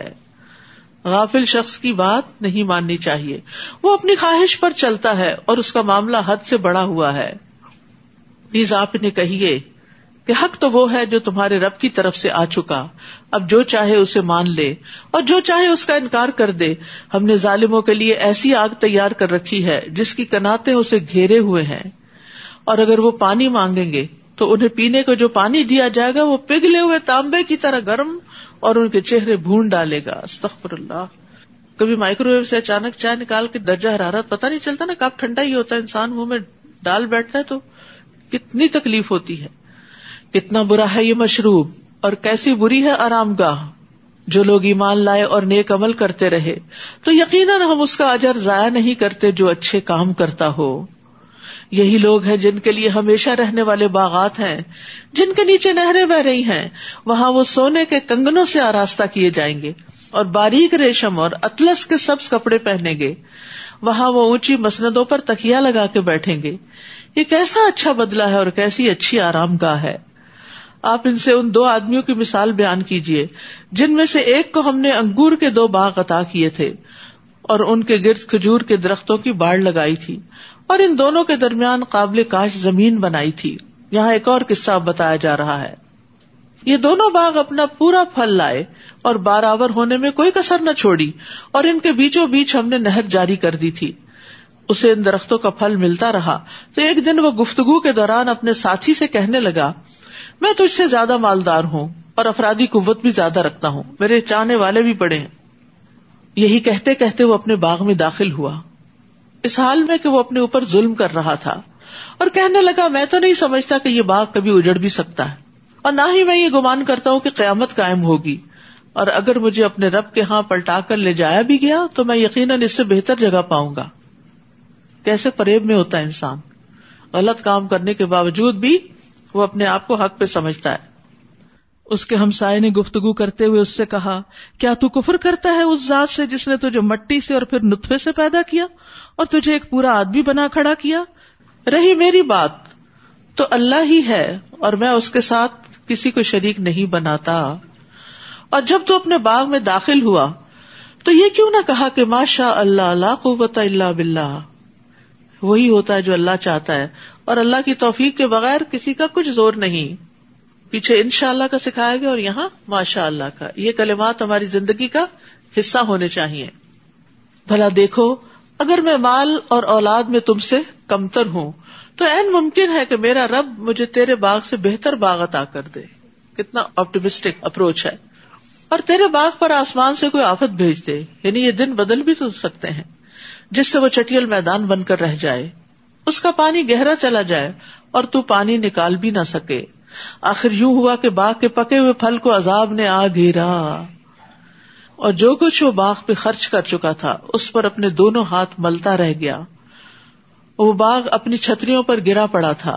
اب وہ کہنے لگا، کاش میں نے اپنے رب کے ساتھ کسی کو شریک نہ کیا ہوتا. اللہ کے سوا کوئی جماعت ایسی نہ تھی جو اس کی مدد کرتی، اور وہ خود بھی اس آفت کا مقابلہ نہ کر سکا. اب اسے معلوم ہوا کہ مکمل اختیار تو اللہ برحق کو ہے، وہی اچھا ثواب دینے والا اور انجام بخیر دکھانے والا ہے. جس سے کیا پتہ چلتا ہے کہ جو لوگ دولت پر بھروسہ کرتے ہیں تو دولت ڈھلتی چھاؤں ہوتی ہے، وہ کسی کی بھی وفادار نہیں ہوتی. مال کا مطلب بھی کیا ہوتا ہے؟ ڈھل جانے والا. اسے ہمیشہ آپ کے پاس نہیں رہنا، وہ کسی نہ کسی وجہ سے وہ آپ سے کسی اور کی طرف چلا جائے گا. اس لیے جب تک وہ آپ کے پاس ہے خوب فائدہ اٹھا لیں، آخرت بنا لیں. نیز ان کے لیے دنیا کی زندگی کی مثال بیان کیجیے. جیسے ہم نے آسمان سے پانی برسایا جس سے زمین کی نباتات گھنی ہوئی، پھر وہ نباتات ایسا بھس بن گئی جسے ہوائیں اڑائے پھرتی ہیں، اور اللہ ہر چیز پر مکمل اختیار رکھتا ہے. یہاں دنیا کو پانی سے تشبیہ دی گئی ہے کیونکہ پانی بھی ایک حالت میں قائم نہیں رہتا، دنیا کی بھی ایک حالت نہیں رہتی، اور دنیا انسان کے لیے آزمائشوں کی جگہ بنی رہتی، تبدیلیوں کی جگہ. المال والبنون زینۃ الحیات الدنیا والباقیات الصالحات خیر عند ربک ثوابا وخیر عملا. یہ مال اور بیٹے تو محض دنیا کی زندگی کی رونق ہیں، ورنہ آپ کے رب کے ہاں باقی رہنے والی نیکیاں ہی ثواب کے لحاظ سے بھی بہتر ہیں اور اچھی امیدیں لگانے کے لحاظ سے بھی. اور جس دن ہم پہاڑوں کو چلائیں گے اور آپ زمین کو بالکل چٹیل اور ہموار دیکھیں گے اور ہم لوگوں کو جمع کریں گے تو ان میں سے کسی کو بھی باقی نہیں چھوڑیں گے. قیامت کے دن کوئی بھی بچ کے نہیں جا سکے گا، کوئی کہیں بھی نہیں چھپ سکے گا، اور وہ اپنے رب کے حضور صف بستہ پیش کیے جائیں گے. تو اللہ تعالیٰ ان سے فرمائیں گے آخر تم ہمارے پاس اسی طرح آ گئے جیسے ہم نے پہلی بار تمہیں پیدا کیا تھا، بلکہ تم تو یہ سمجھے بیٹھے تھے کہ ہم نے تمہارے لیے کوئی وعدے کا وقت مقرر ہی نہیں کیا تھا. وعدے کا وقت سے مراد آخرت کا دن. اور نامہ اعمال ہر ایک کے سامنے رکھ دیا جائے گا تو آپ مجرموں کو دیکھیں گے کہ وہ اعمال کے مدرجات سے ڈر رہے ہوں گے، کہیں گے ہائے ہماری کم بختی، اس کتاب نے نہ تو کوئی چھوٹی بات چھوڑی اور نہ ہی کوئی بڑی بات، سبھی کچھ ریکارڈ کر لیا، اور جو کام وہ کرتے رہے سب اس میں موجود پائیں گے، اور آپ کا رب کسی پر ذرا برابر بھی ظلم نہیں کرے گا. تو اس سے یہ پتہ چلتا ہے کہ انسان کے کبیرہ گناہوں کے علاوہ صغیرہ گناہ بھی لکھے جاتے ہیں، اور قیامت کے دن ذرا برابر بھی نیکی اور بدی انسان نے جو کی ہوگی وہ اس کے سامنے آ جائے گی. تو انسان چھوٹے گناہوں سے بھی بچے اور اللہ سے سوال کرے. وَإِذْ قُلْنَا لِلْمَلَائِكَةِ اسْجُدُوا لِآدَمَ فَسَجَدُوا إِلَّا إِبْلِيسَ كَانَ مِنَ الْجِنِّ فَفَسَقَ عَنْ أَمْرِ رَبِّهِ. اور وہ واقعہ یاد کرو جب ہم نے فرشتوں سے کہا کہ آدم کو سجدہ کرو تو ابلیس کے سوا سب نے سجدہ کیا، وہ جنوں میں سے تھا، اس لیے اپنے رب کے حکم سے سرتابی کی. کیا تم مجھے چھوڑ کر اسے اور اس کی اولاد کو اپنا دوست بناتے ہو، حالانکہ وہ تمہارا دشمن ہے. ایک ایسا برا بدل ہے جسے ظالم لوگ اختیار کر رہے ہیں. میں نے تو انہیں نہ اس وقت گواہ بنایا تھا جب آسمان اور زمین پیدا کیے تھے، اور نہ اس وقت جب خود انہیں پیدا کیا تھا، اور میں گمراہ کرنے والوں کو اپنا مددگار بنانے والا بھی نہیں. اور جس دن اللہ مشرکوں سے فرمائے گا ان معبودوں کو تو بلاؤ جنہیں تم میرا شریک خیال کرتے تھے، وہ انہیں پکاریں گے تو صحیح مگر وہ معبود انہیں کوئی جواب نہ دیں گے، اور ہم ان کے درمیان ہلاکت کا گڑھا یعنی جہنم مشترک کر دیں گے. تو یاد رکھیے قیامت کے دن کوئی کسی کے کام نہیں آنے والا، اور مجرم جب دوزخ کو دیکھیں گے تو انہیں یقین ہو جائے گا کہ وہ اس میں گرنے والے ہیں اور اس سے بچاؤ کی کوئی راہ نہیں پائیں گے. اور ہم نے قرآن میں لوگوں کو طرح طرح کی مثالوں سے سمجھایا ہے، مگر انسان اکثر باتوں میں جھگڑالو واقع ہوا ہے، بحث کرنے لگتا ہے، کوئی نقص نکالنے لگتا ہے. اور جب لوگوں کے پاس ہدایت آ گئی تو انہیں اس پر ایمان لانے اور اپنے رب سے استغفار کرنے سے کس چیز نے روک دیا، سوائے اس کے کہ وہ اس بات کے منتظر ہیں کہ ان سے پہلے لوگوں کا سب معاملہ پیش آ جائے یا عذاب ان کے سامنے آ جائے. اکثر قوموں نے یہی حال کیا نا کہ انہوں نے عذاب کے آنے کا انتظار کیا اور اس سے پہلے مان کے نہ دیے. ہم رسولوں کو صرف اس لیے بھیجتے ہیں کہ وہ لوگوں کو بشارت دیں اور ڈرائیں، اور کافر لوگ ان رسولوں سے بےہودہ دلائل کے ساتھ جھگڑا کرتے ہیں تاکہ وہ ان سے حق کو نیچا دکھائیں، اور انہوں نے میری آیات اور تنبیہات کو مذاق بنا رکھا ہے.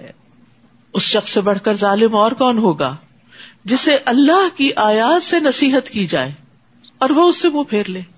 یعنی آپ کبھی کسی کو کہتے ہیں نا یہ بات قرآن میں لکھی ہے، ایسا نہیں کرنا چاہیے تو لوگ اس کے اوپر بھی مذاق بنا لیتے ہیں. تو یہاں پر اس شخص کو سب سے بڑا ظالم قرار دیا گیا کہ جو آیات کے سامنے منہ پھیر لے, آیات نہ سننا چاہے اور اپنے وہ سب کام بھول جائے جو اس نے آگے بھیجے ہیں, اپنے کرتوت, اپنے گناہ. ایسے لوگوں کے دلوں پر ہم نے پردے ڈال دیے ہیں کہ وہ قرآن کو سمجھ ہی نہیں سکتے اور ان کے کانوں میں گرانی ہے, اور اگر آپ انہیں راہ راست کی طرف بلائیں بھی تو وہ کبھی اس راہ پر نہیں آئیں گے. وَرَبُّكَ الْغَفُورُ ذُو الرَّحْمَةِ لَوْ يُؤَاخِذُهُم بِمَا كَسَبُوا لَعَجَّلَ لَهُمُ الْعَذَابَ بَل لَّهُم مَّوْعِدٌ لَّن يَجِدُوا مِن دُونِهِ مَوْئِلًا. اور آپ کا رب بہت بخشنے والا اور رحمت والا ہے, ورنہ جو کچھ یہ لوگ کر رہے تھے اگر ان پر وہ گرفت کرتا تو جلدی ان پر عذاب لے آتا, بلکہ ان کے لیے وعدے کا وقت مقرر ہے جس سے یہ کوئی پناہ کی جگہ نہ پا سکیں گے. اور یہ عذاب رسیدہ بستیاں ہیں, جب انہوں نے ظلم کیا تو ہم نے انہیں ہلاک کر ڈالا اور ہم نے ان کی ہلاکت کے لیے ایک وقت مقرر کر رکھا تھا. یعنی پچھلے انبیاء کی جو قومیں تھیں ان کی تباہی اپنے مقرر وقت پر ہوئی. اور اب ایک اور قصہ ہے, موسیٰ علیہ السلام کا قصہ, علم حاصل کرنے کا. اس قصے کے بارے میں آتا یہ ہے کہ ایک شخص نے بنی اسرائیل کے موسیٰ علیہ السلام سے پوچھا, کیا آپ سے بھی بڑا کوئی عالم ہے؟ تو انہوں نے کہا کہ میں نہیں جانتا, مجھے اپنے سے بڑا کوئی پتا نہیں. تو اس پر اللہ سبحانہ تعالیٰ نے موسیٰ علیہ السلام سے کہا کہ وہ ایک ایسے بندے سے ملیں جو ان سے بھی زیادہ جانتا تھا. تو اصل میں یہ جتنی بھی چیزیں گزری ہیں نا پیچھے, جاہ ہے, حکومت, پھر دوسرے قصے میں دولت, اور اس تیسرے قصے میں علم, اور اگلے قصے میں اختیارات, یہ ساری چیزیں جہاں نعمتیں ہیں وہاں بہت بڑی آزمائش اور فتنہ بھی ہیں. تو ان کو صحیح طور پر استعمال کرنا چاہیے.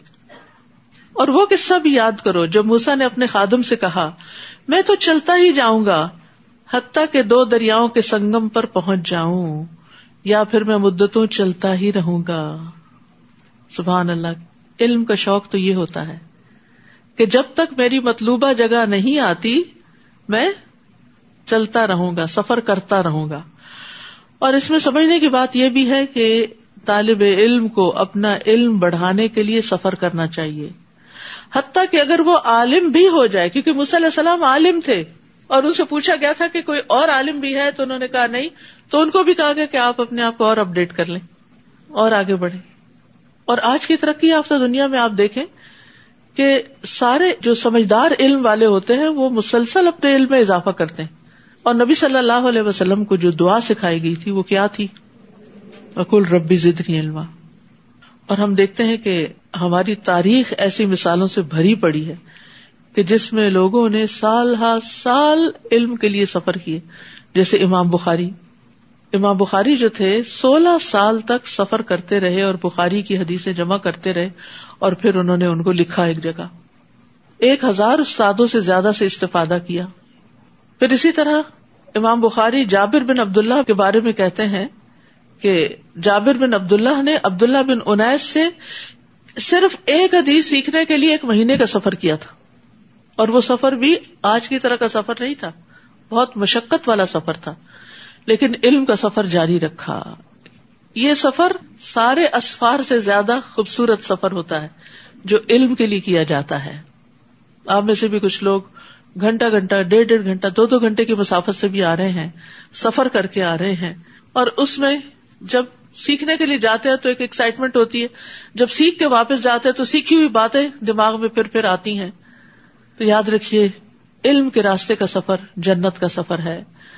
نبی صلی اللہ علیہ وسلم نے فرمایا, جو شخص حصول علم کے راستے پر چلتا ہے اللہ اس کے لیے جنت کا راستہ آسان فرما دیتا ہے. اب اس سفر پر جاتے ہوئے موسیٰ علیہ السلام نے اپنے ساتھ اپنے شاگرد یوشع بن نون کو بھی لے لیا. تو اب دونوں سفر کر رہے ہیں. فلما بلغا مجمع بینہما نسیا حوتہما. پھر جب وہ 2 دریاؤں کے سنگم پر پہنچ گئے تو اپنی مچھلی کو بھول گئے, اور اس مچھلی نے دریا میں سرنگ کی طرح اپنا راستہ بنا لیا. پھر جب وہ وہاں سے آگے نکل گئے تو موسیٰ نے اپنے خادم سے کہا, ہمارا کھانا لاؤ, اس سفر نے تو ہمیں بہت تھکا دیا ہے. تو کبھی کبھی سفر بہت تھکا بھی دیتا ہے اور اس کا اظہار بھی انسان کر لیتا ہے, تو کوئی بات نہیں. خادم نے جواب دیا, بھلا دیکھو جب ہم چٹان کے پاس ٹھہرے ہوئے تھے تو میں آپ سے مچھلی کی بات کرنا بھول گیا تھا. یہ اللہ کے حکم سے ہی آپ مچھلی لے کے چلے تھے، اور یہ ایک نشانی تھی کہ جہاں یہ مچھلی زندہ ہوگی، ظاہر ٹوکری میں ڈال کے لے گئے تھے، ٹوکری میں رکھی ہوئی مچھلی زندہ نہیں ہوتی، لیکن اللہ کے حکم سے اس کو ایک جگہ زندہ ہو کے پانی میں جانا تھا. وہی تمہاری جگہ ہوگی جہاں خضر تم سے ملیں گے. لیکن ہوا یہ کہ موسیٰ علیہ السلام وہاں سو گئے، اور جو ان کے شاگرد تھے وہ ان کو بتانا بھول گئے اور کافی آگے نکل گئے. تو وہ مچھلی دریا میں چلی گئی تھی. موسیٰ نے کہا اسی چیز کی تو ہمیں تلاش تھی. چنانچہ وہ اپنے قدموں کے نشانوں پر واپس آئے. یہ واپسی بڑی مشکل ہوتی ہے. وہاں انہوں نے ہمارے بندوں میں سے ایک بندے کو پایا جسے ہم نے اپنی رحمت سے نوازا تھا اور اپنے ہاتھ سے ایک خاص علم عطا کیا تھا. اور یہ بندہ کون تھا؟ خضر علیہ السلام. ان کی اصل حقیقت نہیں معلوم کہ کوئی انسان تھا یا کوئی جن تھا یا کوئی فرشتہ تھا. بہرحال اللہ کے بندوں میں سے ایک بندہ تھا. موسیٰ نے اس بندے خضر سے کہا اگر میں آپ کی پیروی کروں تو کیا آپ اس بھلائی کا کچھ حصہ مجھے بھی سکھا دیں گے جو آپ کو سکھائی گئی؟ کتنی عاجزی ہے کہ کیا آپ مجھے سکھائیں گے جو آپ کے پاس علم ہے؟ اس بندے نے کہا آپ میرے ساتھ کبھی صبر نہ کر سکیں گے، کیونکہ معلم کو طلب علم کی صعوبتوں مشقتوں کا اندازہ ہوتا ہے. بعض لوگ بہت ایکسائٹیڈ ہوتے ہیں ہم نے یہ کورس کرنا ہے، یہ پڑھنا ہے، لیکن پھر کیا ہوتا ہے تھوڑے ہی دن میں ہمت ہار بیٹھتے ہیں. تو انہوں نے کہا کہ یہ تو بڑا صبر والا علم ہے، اس میں تو بڑا صبر چاہیے، اور اتنا صبر تمہارے پاس نہیں. یاد رکھیے بڑے مقام تک پہنچنے کے لیے بڑی منزلیں طے کرنی پڑتی ہیں، اور بڑی منزلیں طے کرنے کے لیے زیادہ صبر کرنا پڑتا ہے انسان کو.